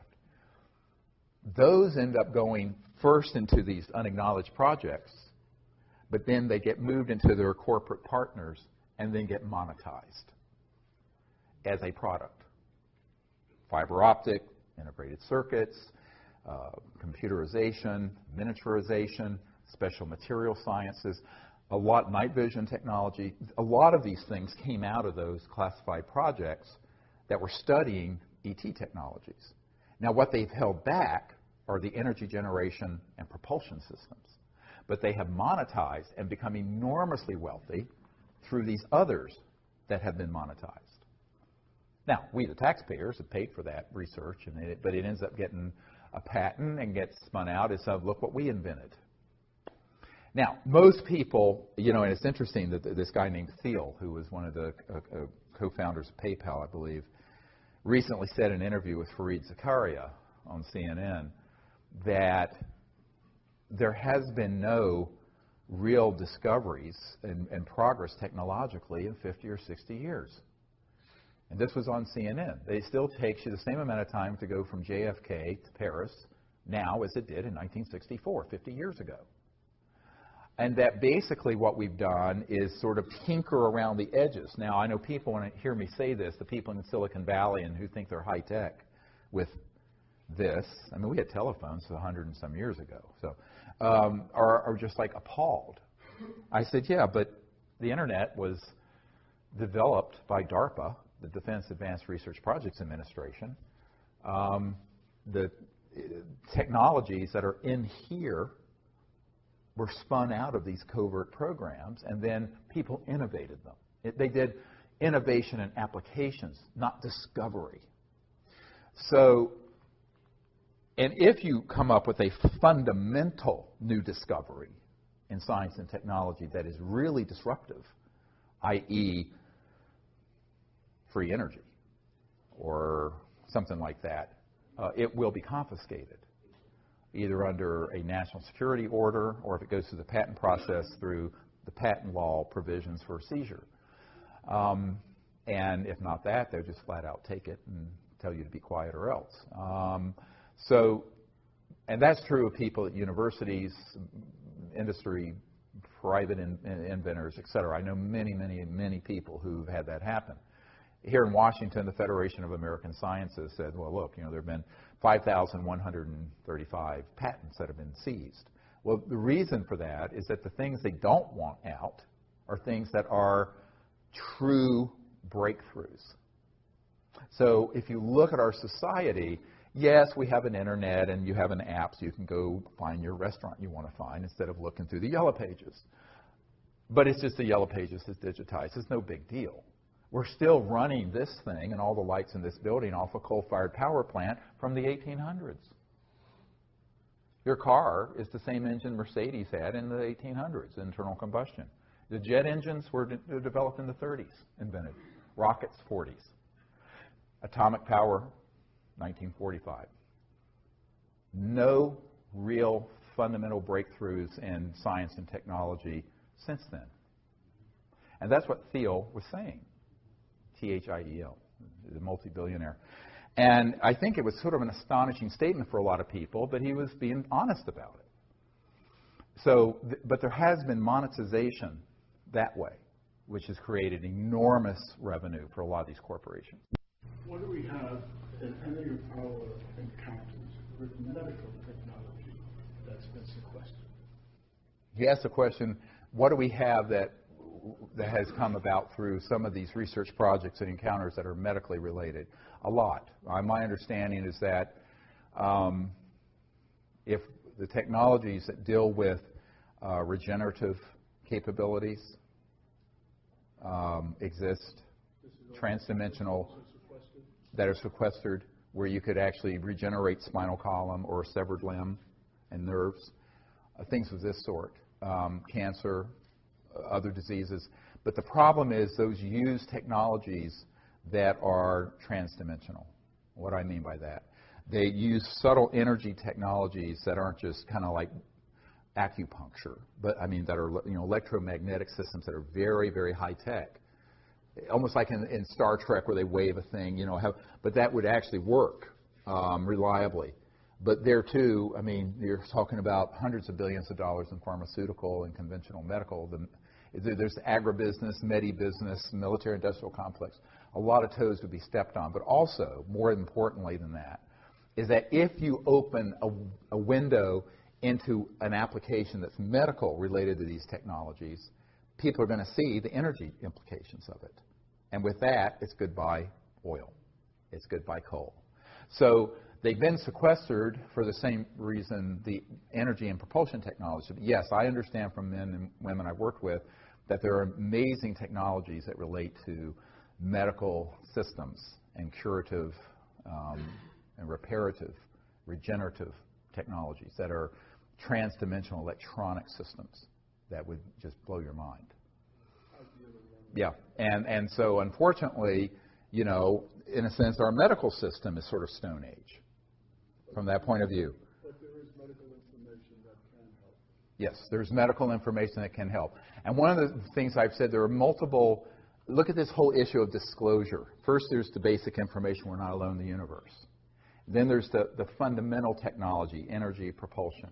And then there are all the ancillary or associated technologies. You know, medical, environmental abatement. Ken Shoulders, who was a scientist, discovered charged clusters that would, under right conditions, neutralize radioactive material. So you could take all the radioactive waste in the world and neutralize it. This was proven. And the Department of Energy was going to fund the next level of it, and the people in this cabal circled their limousines and said, no, you will not. Because it was pulling energy from this quantum vacuum 0 point to do it. I know the people who are part of that initiative, all of them. So there are so many spin-offs and benefits of disclosure of this central issue, but that's the reason it's secret, is that the implications are so huge. It's not just the energy sector or the transportation sector. It's the medical, it's the pharmaceutical, it's all of it. But, you know, would 99.999% of humanity benefit if it was used peacefully? Now, there's a big caveat. If it was used peacefully, yes.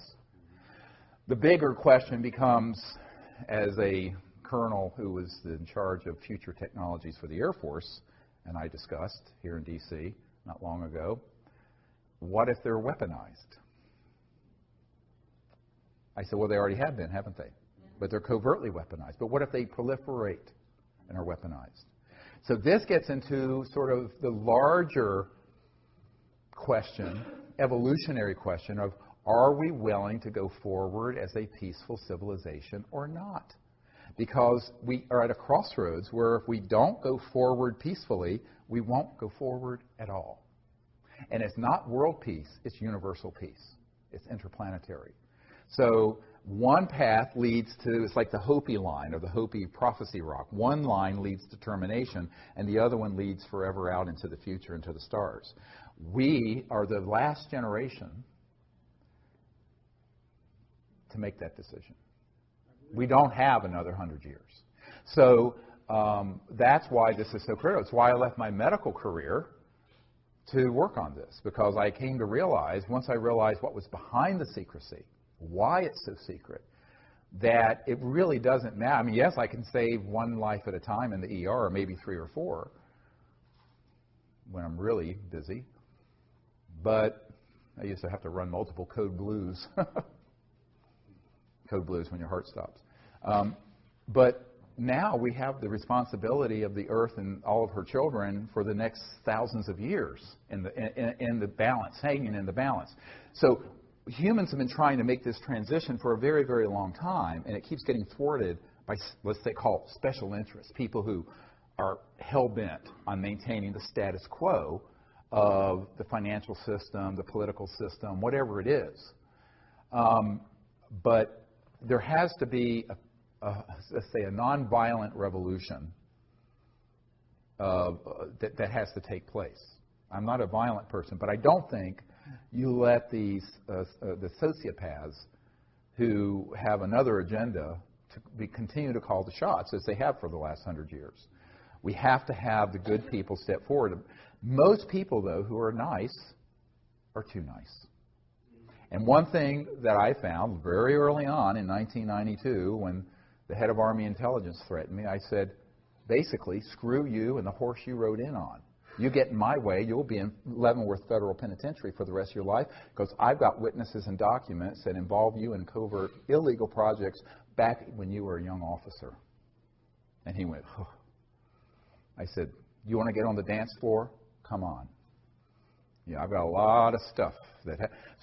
But that's, that's ugly, perhaps. But you're not going to threaten me and get away with it. But I think that most people. Here's one of the problems: is that people are either too nice or they don't have the courage. Like so many of the technologies that I know are held by people who are out there that we've met with, who could bring out these technologies. The first time someone comes up to them and goes, boo, they put their tail between their legs and they run. They're not willing to take the risk.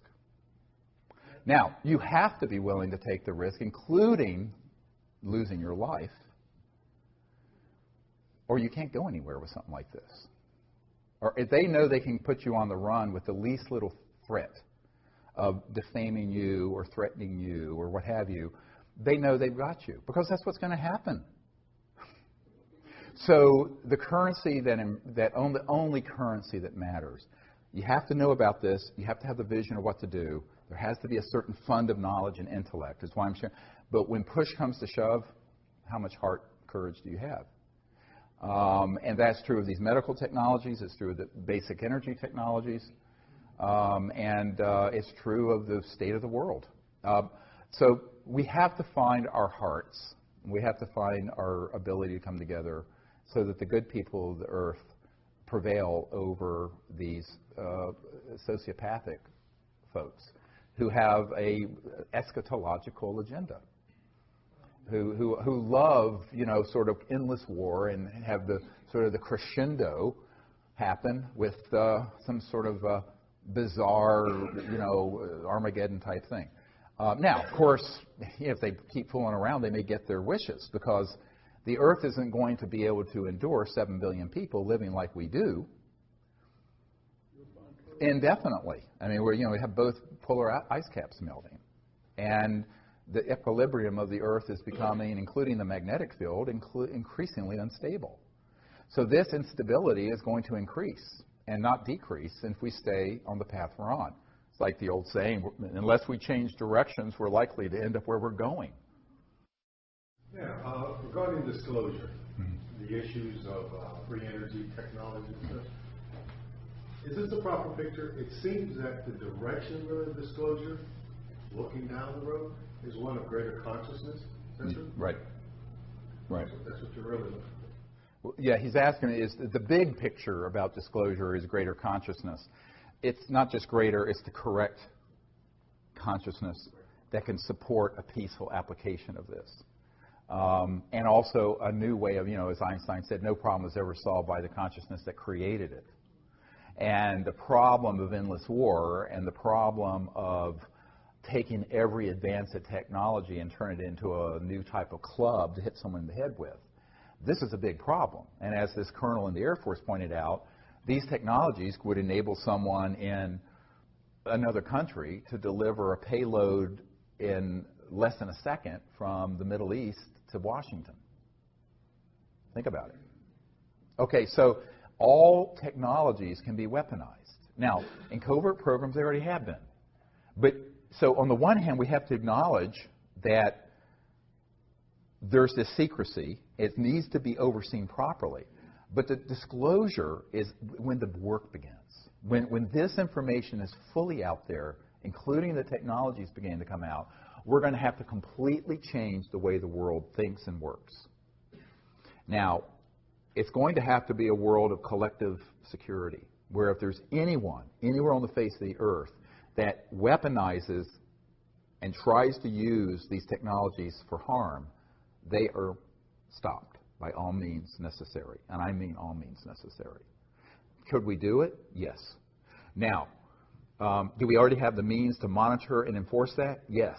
Why haven't we? Because they want to subvert world peace by keeping endless war going. Because war, for the recorded history of the human race, has been the central organizing principle of every city, state, and nation. And they don't know what to do. How do you organize people if all of a sudden there's world peace? So, an interplanetary peace. So, I always point out, we don't want to have a unified, peaceful world in order to have interplanetary war. Now, this is the going backwards a big step, not forward. So, but that is the biggest jump in human consciousness we've ever seen. And it is a spiritual and social, psychological issue more deeply than it is a technological or information one. Absolutely, 100%. Yes, sir. There's so many people now worldwide working on zero-point energy. It almost feels like the genie's out of the bottle, and the forces of be cannot possibly contain all of them. What is your view? Are any of them close? Yes, so there's so many people working on zero-point and similar approaches, and the genie's getting out of the bottle. Can they contain all of them, and is anyone close? Yes, they can contain them, and yes, there are people close. In fact, there are people who have them.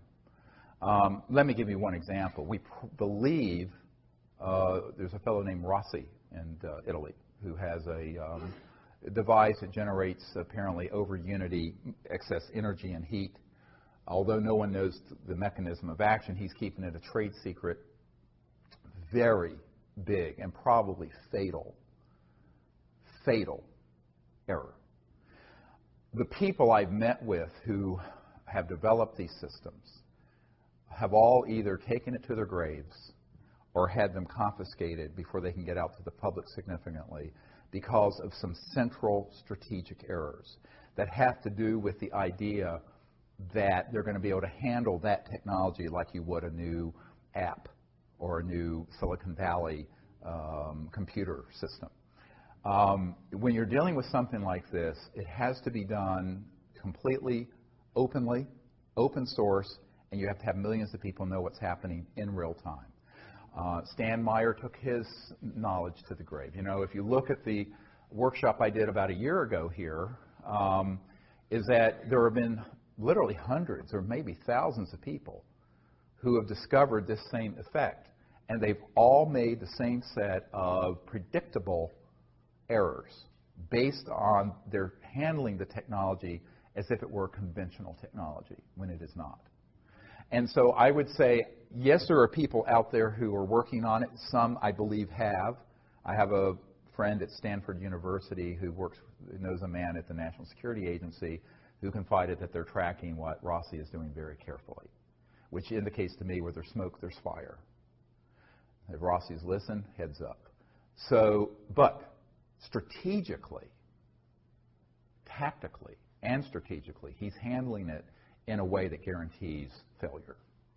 Because by keeping it tightly held, coveting, trying to keep it secret, overly concerned with monetizing the technology instead of getting it out, he is going to step into every booby trap that's been set out there. And the chances that it will make its way out to the public is infinitesimally small. And that's not just true of Rossi's technology, but of every other person who has that same idea. Again, it's because the system exists to hoover up, suck up all those technology and sequester them. Now, I just recently learned in the last couple months of a man who was working with a group of investors who was funding a man up in New York at a university, a professor, a physicist, who had discovered how to take just natural gas and burn it so there was zero carbon and 100% utilization. That technology was going through the second round of funding and was bought out by a division of the Army and black shelved. This is fairly recent. There was another technology he was working on dealing with batteries.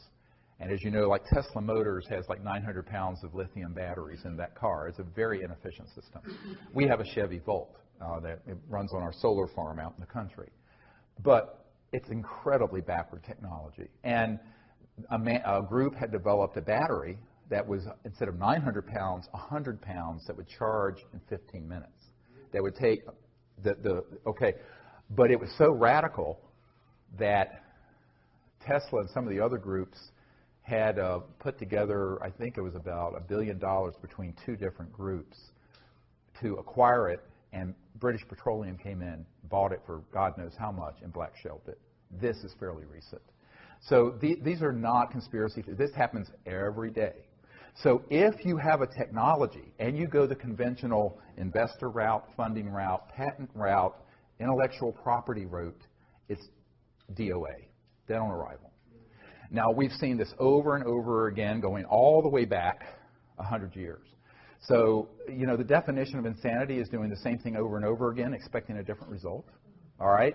So what I want to say to these technologists and inventors is that don't keep making the same mistake. But ultimately, the money factor and the greed factor and the power factor, people wanting power and money and da-da-da, they really think they can just like be like the next Facebook guy or the next, you know, Standard Oil, Rockefeller family. That thinking is what ends up being their Achilles heel. Because ultimately, it ain't going to work that way. And someone's going to have more money and power than the next person has, and they're going to buy it out. or it's going to get sequestered through a national security order. So the only way to do it that I can see is to do it openly, transparently, in real time. Every step of your development is uploaded to the internet, which is my proposal for the energy research and development program we want to do. Well, we don't have the funding to put that together. But if I were just to be put on the advisory board for these new energy researchers, I would say that's the first thing you have to do. The problem is many of them are trying to get funding from people who want to be able to get a return on their investment. So that gets into the question of you have to find people who are true angel investors who want to put the funds in, and they may never see a penny out.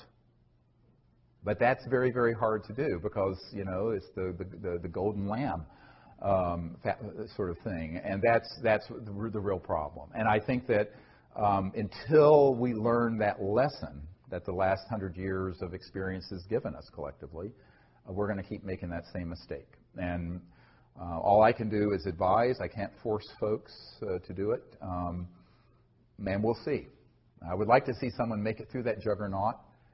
But I'd be very surprised if they do using the strategies of conventional business, intellectual property, finance, and investor concepts. I've been following your work for a lot of years, and particularly that video that you put out, where there were like 400 or some people that work for the government. They all stood up at the podium and they spoke.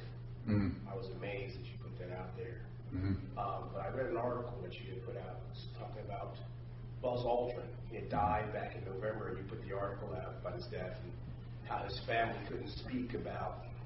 Oh, I think that was Neil Armstrong, actually. Neil Armstrong. Yeah. The first man to walk on the moon. Yeah. Exactly. And you said that when he landed, he saw something that he couldn't talk about? Yes. What was it? Yeah. This is a really great question about what really happened. You know, my uncle worked for Grumman, that became Northrop Grumman, and Grumman had the contract to build the lunar module. It landed, a funny-looking thing that looked like a spider. It landed on the moon in 1969 on July 20th or whatever it was. The first two men on the moon were Neil Armstrong and after him Buzz Aldrin. Yeah. And back when we were doing these briefings for Congress, and in fact even before then, the Asilomar gathering in 1995, we reached out to Neil Armstrong because I knew from contacts and family that when we landed on the moon, we weren't alone. And that Neil Armstrong, there were two people who've been on my team for many years who were good friends of his family. And so we reached out to him and invited him to come to those events, and he politely declined and told us that it was made very clear to him and the other Apollo astronauts who witnessed this first event, where when we landed at the crater on the moon, the rim of the top of the crater was, quote, crowded with UFOs, craft that were up there, multiple of them, and that these were filmed.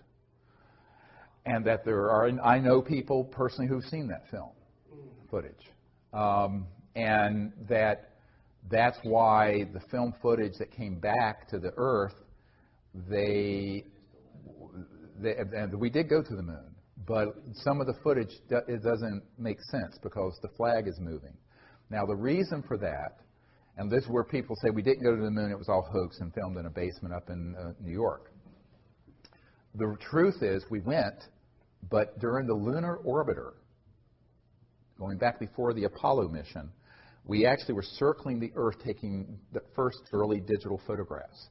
And as you know from the testimony of Disclosure Project witness Carl Wolf, there were structures on the moon that were artificial.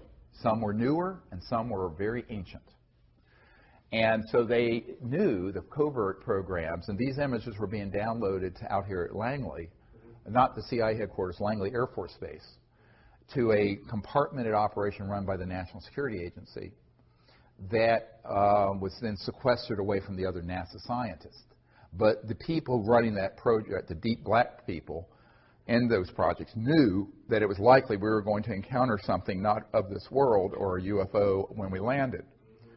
Therefore, they had filmed some footage that they could splice in if something started happening. So during the live transmission, if something started happening, there's a delay that went through this National Security Agency filter, and they could immediately, instantly put in. And that's why there's a couple frames where the American flag is moving. Well, there's no atmosphere on the moon, okay, which was the one mistake they made in that whole plan. That's the telltale giveaway. Now, some people have taken that, the conspiracy theorists have said, we didn't even go to the moon. We did go to the moon. But they knew that it was likely there were going to be ETVs, extraterrestrial vehicles up there. And so when they stepped out, of course, you know, and we're approaching actually, before they even landed, they saw them. So they were ready with this sort of pre-prepared film that looked very, very good, except for this one error. And so Neil Armstrong and Buzz Aldrin know for a fact. Now, Neil Armstrong said, look, you know, if I were to go forward and talk about what actually happened, I've been told, Neil Armstrong said this to us, that my wife, my children, and my grandchildren would all be killed, that they would take us out somehow, some terrible accident. And he says, I'm not going to talk about it.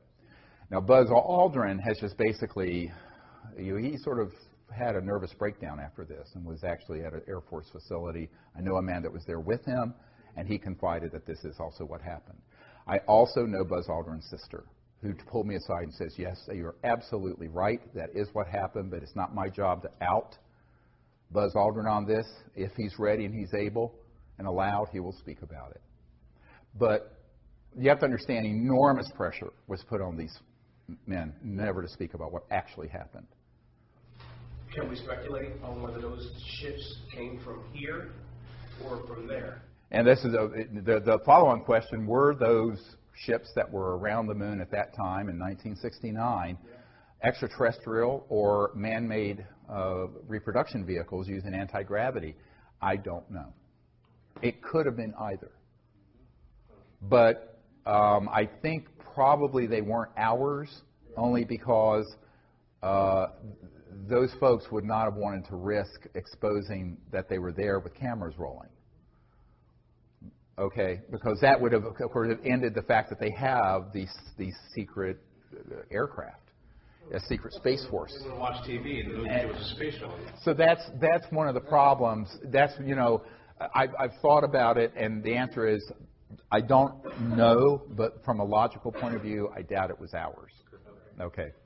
Now, you know, one of the things that Neil Armstrong was overheard saying, and this was reported in Timothy Good's book, Above Top Secret, is that Neil Armstrong stated that we were essentially warned off the moon. That, in other words, these civilizations did not want us going to other moons or planets to colonize them with the consciousness of nationalism and the Cold War. Because remember, the Apollo project was really a proxy for the Cold War.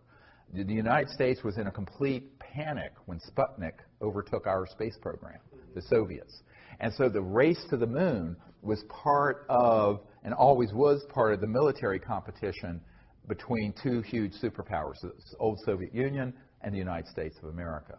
And so when we went there, but we went there not as a peaceful world civilization, but as a competing Cold War effort that were armed with thousands of thermonuclear weapons, hydrogen bombs, pointed at each other. That was not the consciousness that the ETs want to see us going into space with. They want us going into space with the consciousness of peace and cooperation, not militarism and war. So that's sort of your, let's say if there's an entry ticket to space exploration, that's the main one. And we haven't quite reached that point, have we? So I think that's why Neil Armstrong said, I don't know what was said or done, or what was done by these craft, but he said it made it very clear that they weren't real happy that we were going there in this way. And that's, in my opinion, why we wound down the space program to the moon. You know, my uncle was involved with this, and there was all kinds of plans to put colonies there and buildings and have, you know, people living in sort of like domes like they have out at the biosphere in Arizona and what have you, and all that was shut down. Now, the excuse they gave was budgetary cuts. But I don't think it was budgetary cuts. I think it was because, it was quite clear that we were going out there immaturely as a warring civilization and not as a peaceful world civilization, which is the requirement. Yes, ma'am. But Kennedy had talked to the Soviets about going jointly. Was that a peaceful thing together, or what prompted him? What did he know, or what was behind his question? Because he took a lot of flack. Yeah, Kennedy did want to do an international, from the beginning, space program. And, when he was assassinated, Khrushchev wept and stated, now we will not have world peace. Because Kennedy, and actually Bobby Kennedy said this, Bobby Kennedy Jr., who I've met, said this recently on a CNN interview, is that his intent was, in his second term, to get completely out of Vietnam, to do a cooperative, and to make total peace with the Soviet Union. Now, of course, there goes $1 trillion in military industrial intelligence spending. And they were not happy about that. He was also going to disclose this UFO issue. And I think there were a number of reasons why, he was just not willing to succumb to their view of how the world needed to progress with endless conflict. And that's why there was no second term of Jack Kennedy, in my opinion. Now, from what I know, and this is also somewhat corroborated, although in a bit of a titillating way, with the document I got from the National Security Agency contact I have. That's the Marilyn Monroe document.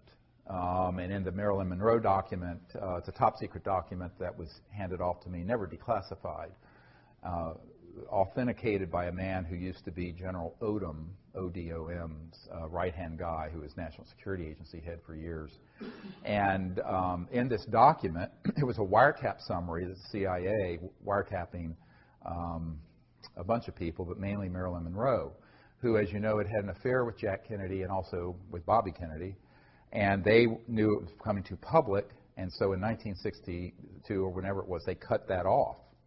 And she was furious, so she was calling up Bobby Kennedy, the Attorney General, and an art dealer named Rothberg in New York, and other people, saying that she was going to hold a news conference to tell Jack Kennedy, to tell the world what Jack Kennedy had told her about, quote, objects from outer space that were recovered in New Mexico in the 40s, clear reference to Roswell, as well as some other matters.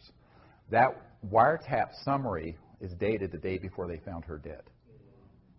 Now, when I brought this up to, there was a famous actor and singer named Burl Ives, who used to be on our executive committee, and he was friends with Marilyn Monroe and Elizabeth Taylor. And Burl Ives, when I showed this document to him, he just held his head. He says, we all know Marilyn was killed, and that it wasn't an overdose. We didn't know why. And he was a 33rd degree Mason. Burl Ives was. He has a room in this building next door, the big 33rd degree Masonic temple next door. And I said, yeah, well, Marilyn didn't know what kind of big toes and big gorillas she was stepping on. But, of course, the whole world would have covered that press conference. It would have been sensational. And so Marilyn Monroe almost certainly was assassinated because she was going way too far off the reservation. And this document has the proper project code names and code numbers for that era. Project Moondust, Project 46, some of these key project code names and code numbers for the early 60s. I have that document. It's in my first book. It's there for anyone to read. It's explosive, and it's dispositive, actually.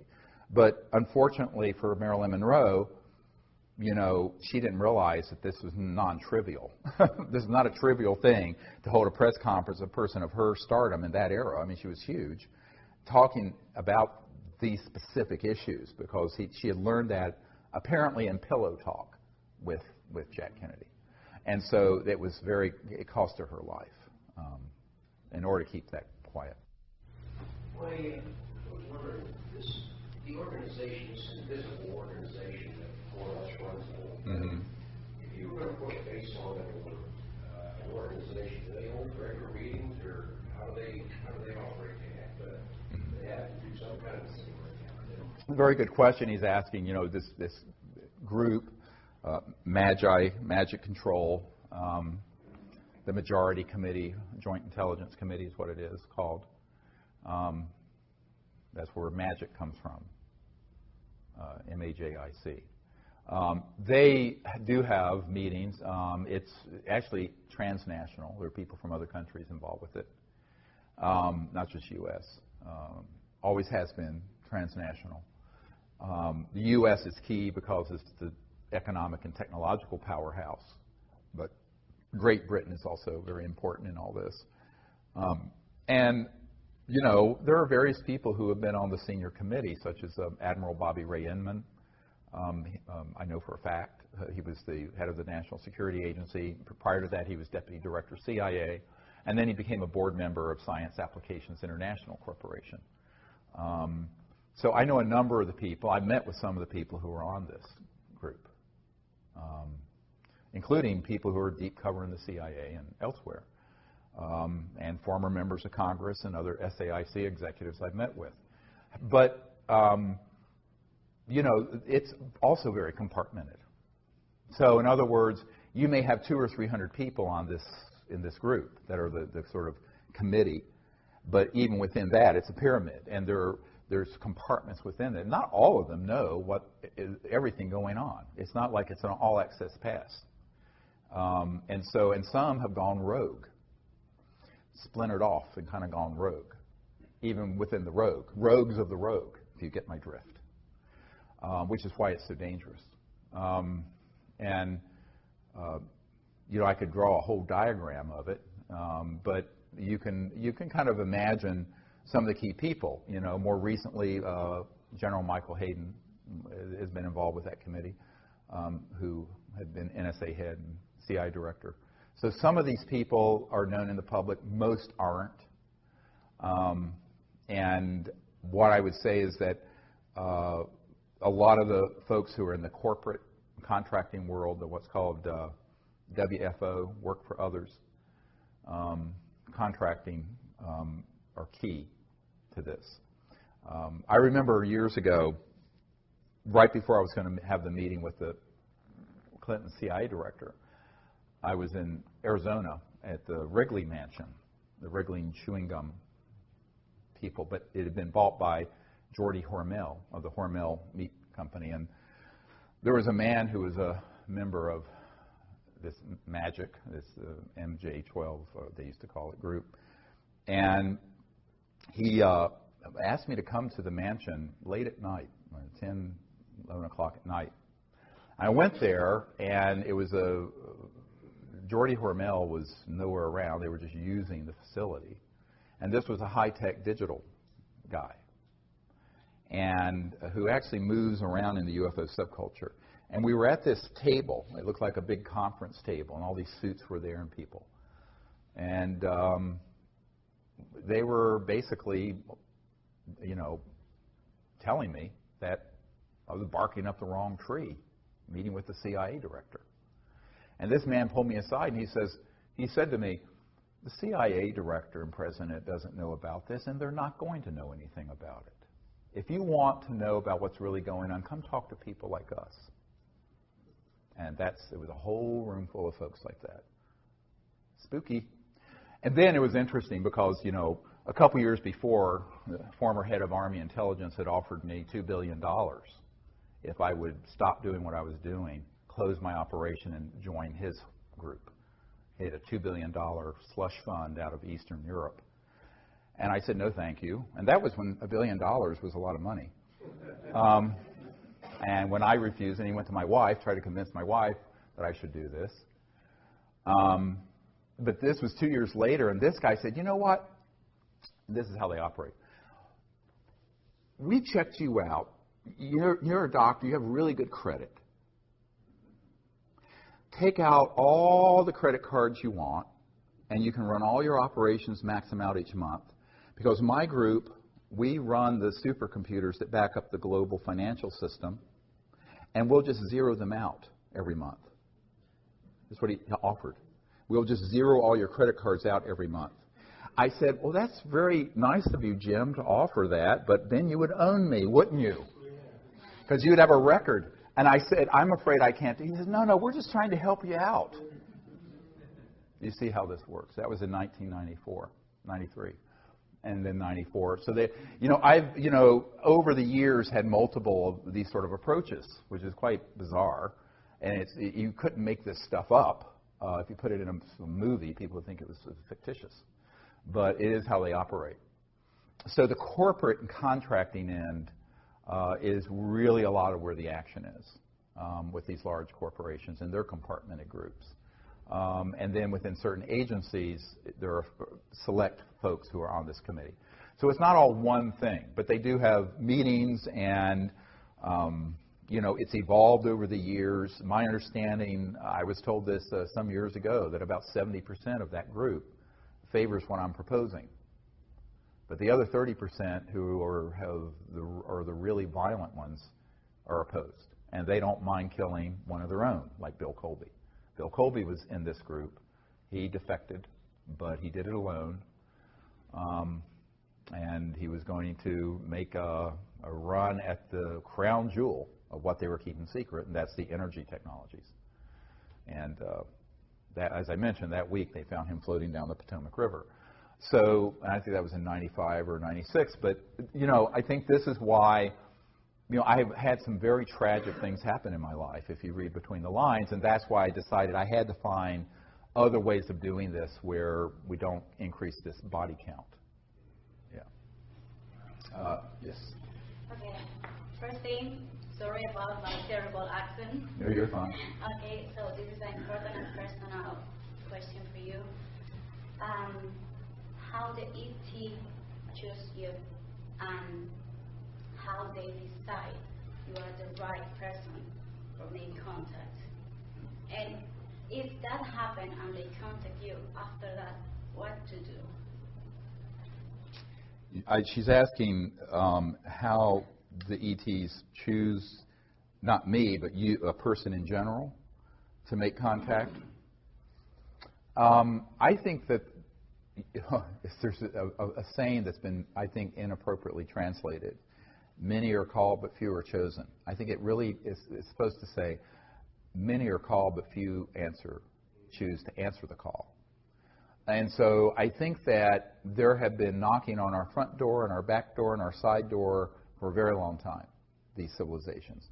What they're waiting for are people who will approach them without fear and prejudice, without violence, who understand a little bit of their reality, who will educate themselves a little bit about what it means to be interstellar. And to be interstellar means to be in an extraordinarily high state of consciousness, personally, but also your technologies are interfacing with consciousness. And so that's why, if you approach it with an ethical and moral intent of a pure heart, peaceful purpose, no fear, no prejudice, but also have prepared yourself for, shall we say, the unusual, even strange or bizarre ways that they may interface with you, so you're not afraid when they do, then they will. But they expect a certain level of you being educated and prepared. And then they will. And I don't think it's, I've always said, I don't think I'm special. I don't think anyone is disabled from being able to make contact.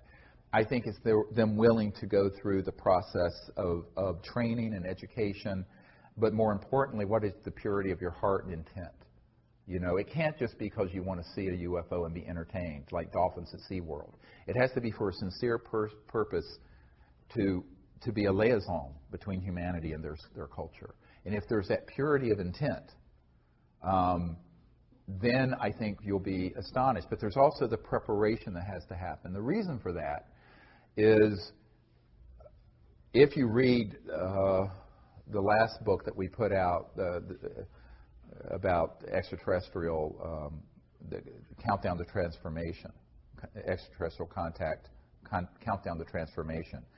And you read the accounts our senior team has had going around the world. Some of it's very strange stuff. We have a team up in New York where there are these two wonderful ladies, and Diane and her wife, Marilyn, when they first read my book, Hidden Truth, Forbidden Knowledge, had their cell phone access I forget which one was at the dentist office. And all of a sudden, this sphere appeared on her phone, and the C-steady tones, those tones we use, started playing over the speaker system of the entire dentist's office and over her phone. And this happened multiple times until she came to the Outer Banks of North Carolina and got trained and just had amazing contact. But it was very strange stuff. And in fact, the dentist came out and said, "What's that weird music?" And it sounds like something from outer space. And it was all coming through. I think it was Marilyn's phone. I'm not sure. Or Diane's. It was Diane, yeah. So there's all kinds of ways where they will sort of initiate you and test you to see if you're ready for... Most people live in a very 3D, almost teleologic, very in-a-box world. But if you're interstellar, you're not living in that world. You're living in the world of higher dimensions, higher consciousness, energy fields that are completely beyond the speed of light. And so when those come into 3D, it can be very unusual. And so preparing yourself for contact involves understanding where mind and consciousness and thought and electromagnetic systems and all this phenomenon come together. There's a nexus where they come together. And that's why the development of higher states of consciousness in the meditative state is the foundation of the whole Close Encounters of the Fifth Kind initiative. It's very controversial amongst the nuts and bolts crowd in the UFO subculture. I said, yes, but you're not dealing with civilizations using a piece of junk like this. They're not communicating using the speed of light. Because if they're from the Andromeda Galaxy, which one of the ETs that came at Joshua Tree told us he was from the Andromeda Galaxy. And we have a photo of it. It's on our website. Go look at it. This is 2.5 million light years from Earth. At the speed of light, it would take 5 million years to get a signal from there to here and back. 5 million years. Homo sapiens haven't been on Earth for 5 million years. So now that means that they're using technologies that are transdimensional, going beyond the speed of light, and which also, it so happens, interface with thought forms, energy fields that are in the realm of the thought. What used to be relegated to the mystics, but now is something we have to accept as the real science of the future. And so this is where the science of consciousness and the science of transdimensional and interstellar technologies are going to have to come together, which is actually my first great love. This is actually what got me involved in all this, because before I was a medical doctor, I'd had a near-death experience, and I had this, even though I was raised an atheist, I had this experience of the unbounded being, and it was beautiful. It was a God consciousness experience, for lack of a better word. And I realized that the mind, the consciousness within every single person is infinite, and everything is folded within it. So I began to learn meditation and became a meditation teacher. I was a meditation teacher before I was an emergency doctor. And what I learned was that this became key, and that's why right after, 6 months after that near-death experience, I had this amazing contact experience that I recount in Hidden Truth, Forbidden Knowledge. But I think that it makes total sense, and it's the sort of thing nobody really wants to talk about in polite circles scientifically, because it sounds too weird. But if it's not a little weird, it's not extraterrestrial. It's probably something from Lockheed. And so educating yourself about the nature of where consciousness and thought and these technologies interface with their technologies. And in 1991, I wrote a paper that's in the first book I wrote that's called the Comprehensive Assessment of the UFO ETI, Extraterrestrial Intelligence Subject.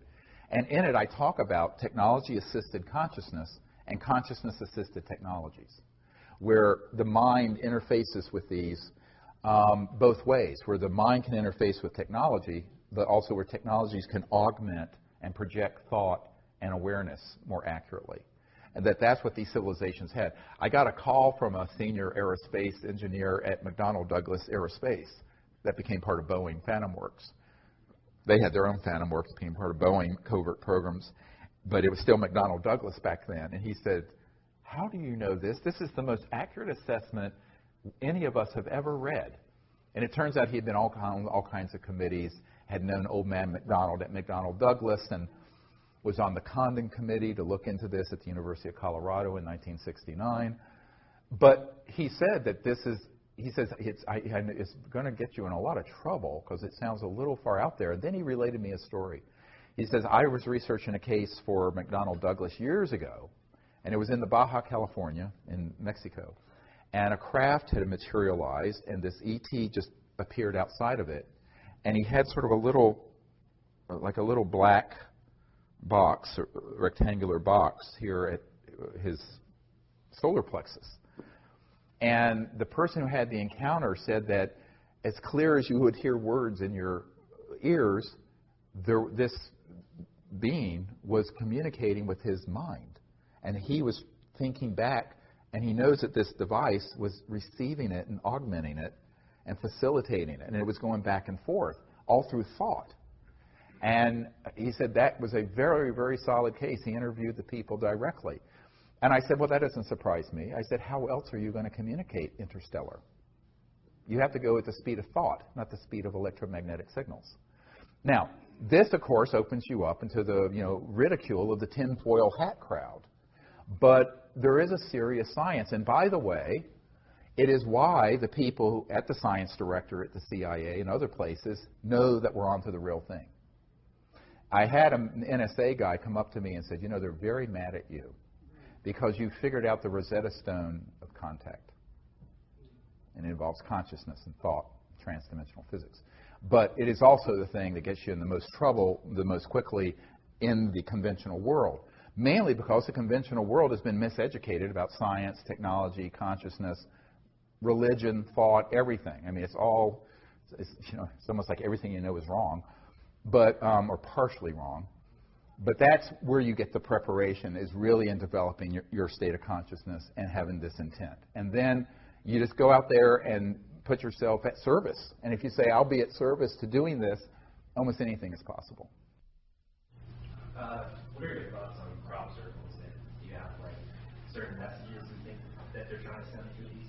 Great question about crop circles. And by the way, just hold Colin Andrews in your thoughts and prayers. I got an email late last night that he is in critical condition and is at Yale University Hospital with a type of heart condition, and he is in really critical condition. He's the premier crop circle researcher. He's a really good friend since 92, 91. So, I was shocked to hear this last night. But I would say that, the majority of crop circles at this point are hoaxed. However, the ones that have been authentic are really amazing. The problem is sifting out the noise from the sound. It's just like UFOs. What part of it's man-made and disinformation and hoaxed, and what part of it is real. But my own sense of it is that it's certainly a way that they're trying to visually convey almost archetype knowledge of symbols and shapes and, if you will, sacred geometry through a very visual medium, transdimensionally. And the way I think they're created, because Colin Andrews and I interviewed a farmer, believe it or not, his name was Mr. Bull. It's like, you can't make that up either, near Alton Barnes. And he had been out on his farm in daytime, and there had been a crop circle that had formed, and then he was there when this energy field just came out of the sky, and it was like a mobile black hole. And it came down, and all of a sudden, everything started swirling and moving and bending down around it. And what I figured out by studying the real crop circles, and you know, the Sea Steady logo is a crop circle that we communicated visually to the ETs that they put into a field in 1992. And that whole story is a fascinating story.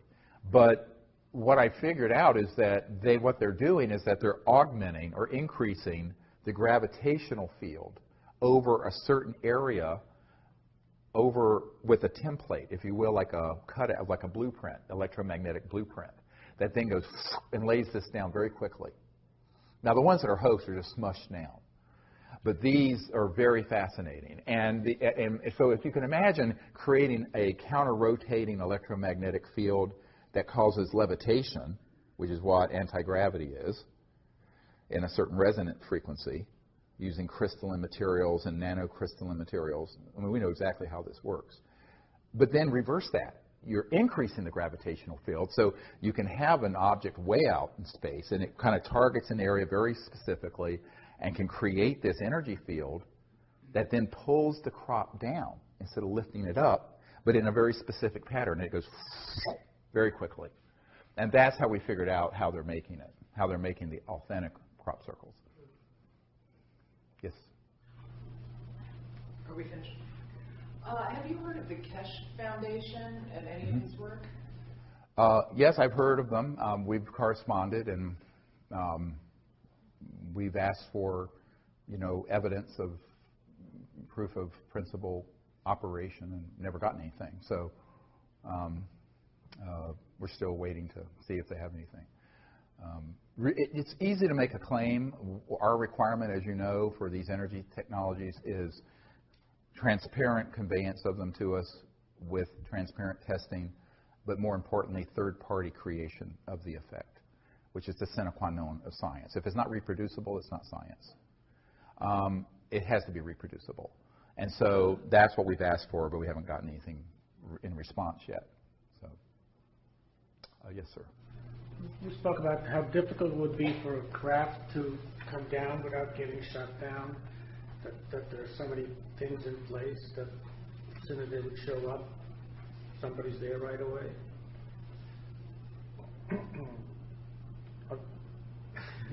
Is there a question? Oh, yes. Well, he's asking about, this whole issue of when you're, setting up a CE5 or wanting to invite ETs to come into an area, what kind of things might interfere. And the problem is that in the last 60 years, we've gone from, or 70 years since Roswell, we've gone from fairly primitive electromagnetic targeting to very sophisticated ones that are space-based and on aircraft. And these have been used. Now, we were at Mount Shasta a few years ago when we were doing CE5, and there was this really not fully materialized craft. It was like a sphere of pure white energy, light, visible. Everyone saw it, 30 people, 40 people.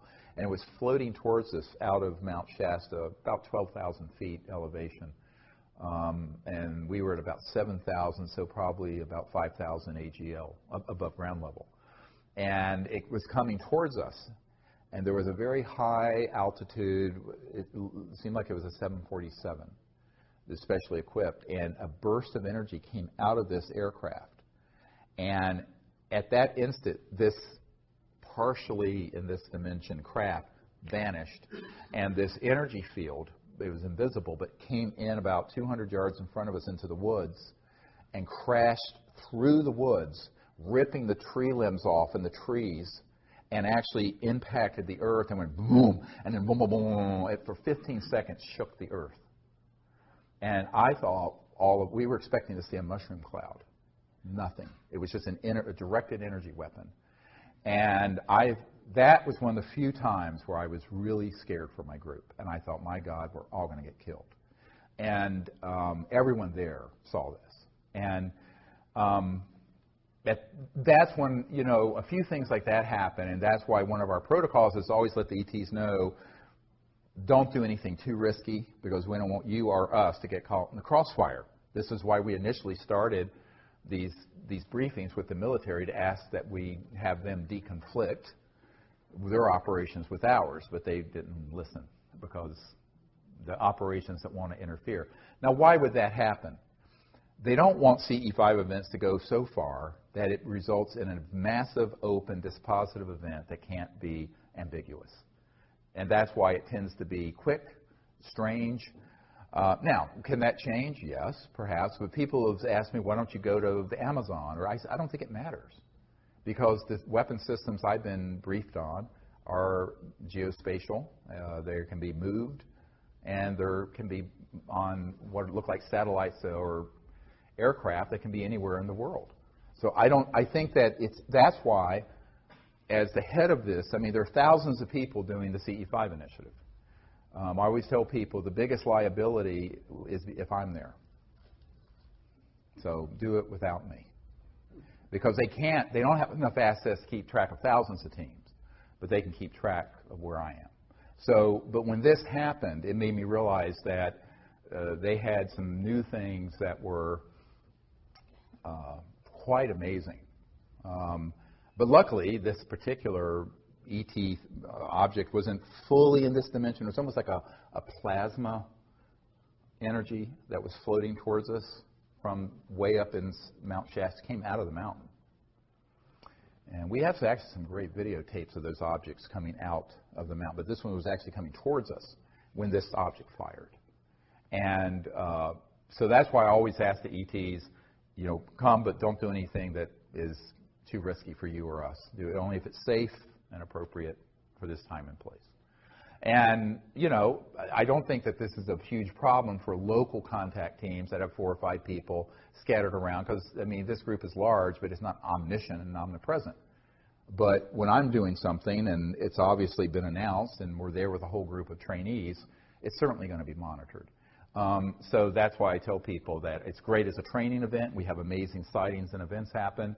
But, the good news is I'm there. The bad news is I'm there. Being quite honest with you. Yes, sir? How would the contacts that you have, the communications that you have, how would you characterize them? Do they break down into, do you communicate about the same things or the same general things each time, or is it just all over the place? He's asking, how the communications kind of break down into different types of communications and information. It actually is different with every group. And every time we go out, there's something new that happens I've never seen. And I've been doing this for 25 years. So if you read the book, Extraterrestrial Contact, Countdown to Transformation, what you'll see in that book is that there are literally thousands of different phenomena that happen and have happened over the years. And it runs the gamut to fully materialized objects that appear right over us, and people getting remote viewed information consciously, to we were sitting one time out in Orange County, and sitting right in front of all of us, I was doing just a weekend thing, there was a voice that started talking right in front of us in thin air. Is there a consistent message, though? It depends on the group. And the message, obviously, is that they're very happy we're doing this, and it's always a welcoming sort of a feeling. But sometimes there is very specific information, and it just depends on the setting. When this ET I call Bijou, who appeared at Joshua Tree, the one that looks like this luminous figure floating outside the circle, it was a very specific welcome from a group of people. Now, the way that was preceded was that we were in our circle up in the Joshua Tree National Park, and we were at a break, and I'd walked out east of the circle out into the desert, and I was with a group of people on my team, and suddenly there was like a sphere that fully materialized right beside me and walked with me. And I said, oh, they're here. So we went back to the group to get people back together, because they were all scattered. There's 30, 40 people in the desert. And it's pitch black. And all of a sudden, we hear a group of 4 or 5 ETs talking. And they're outside the circle to the southeast.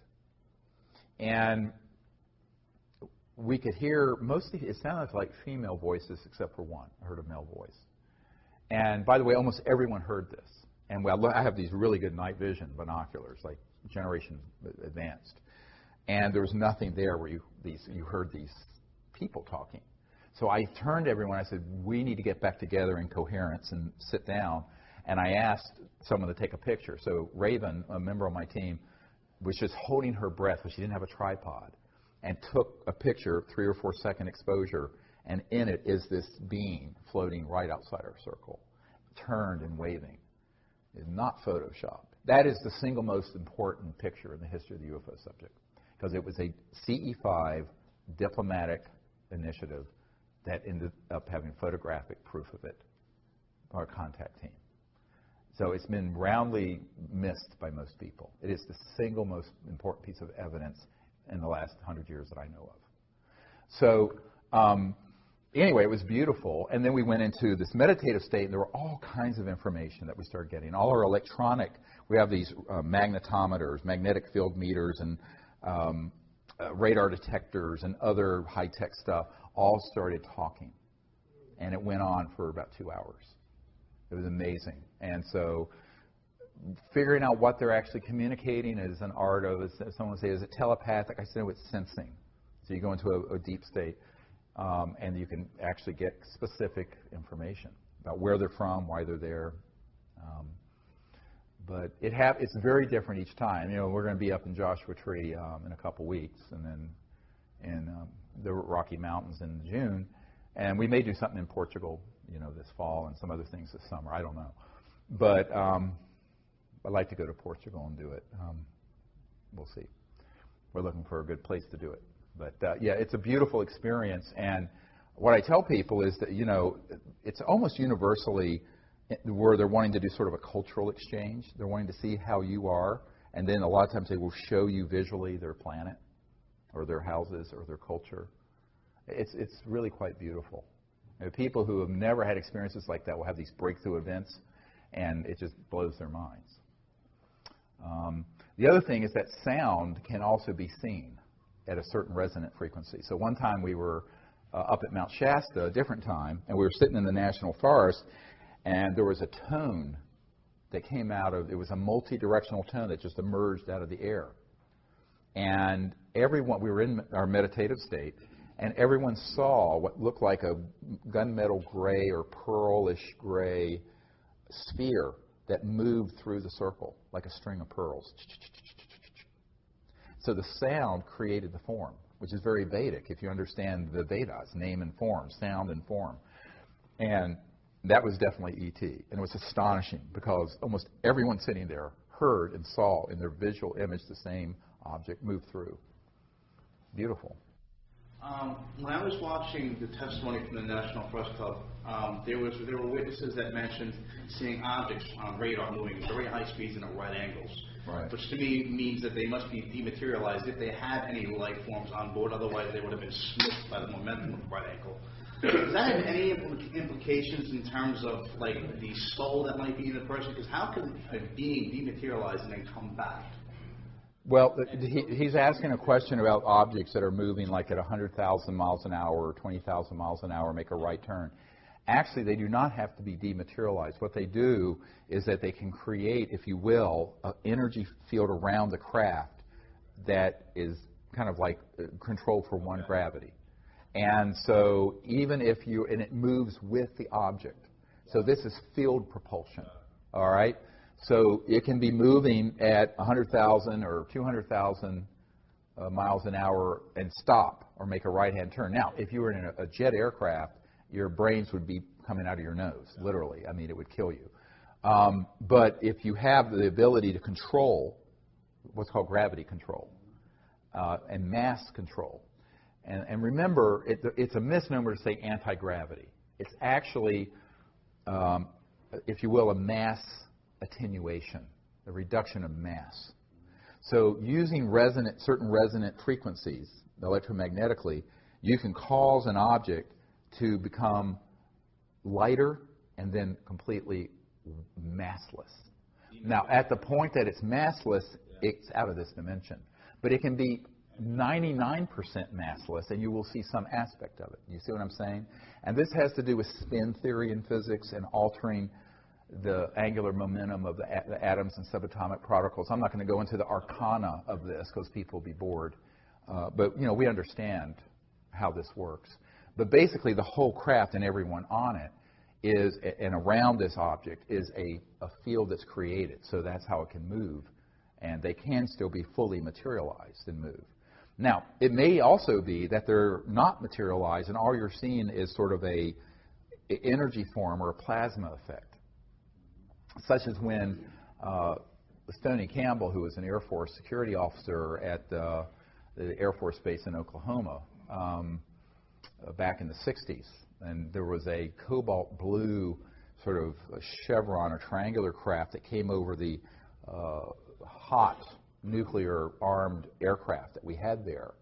And he and the other security guards could see it, but it wasn't solid. It literally could go straight through the aircraft.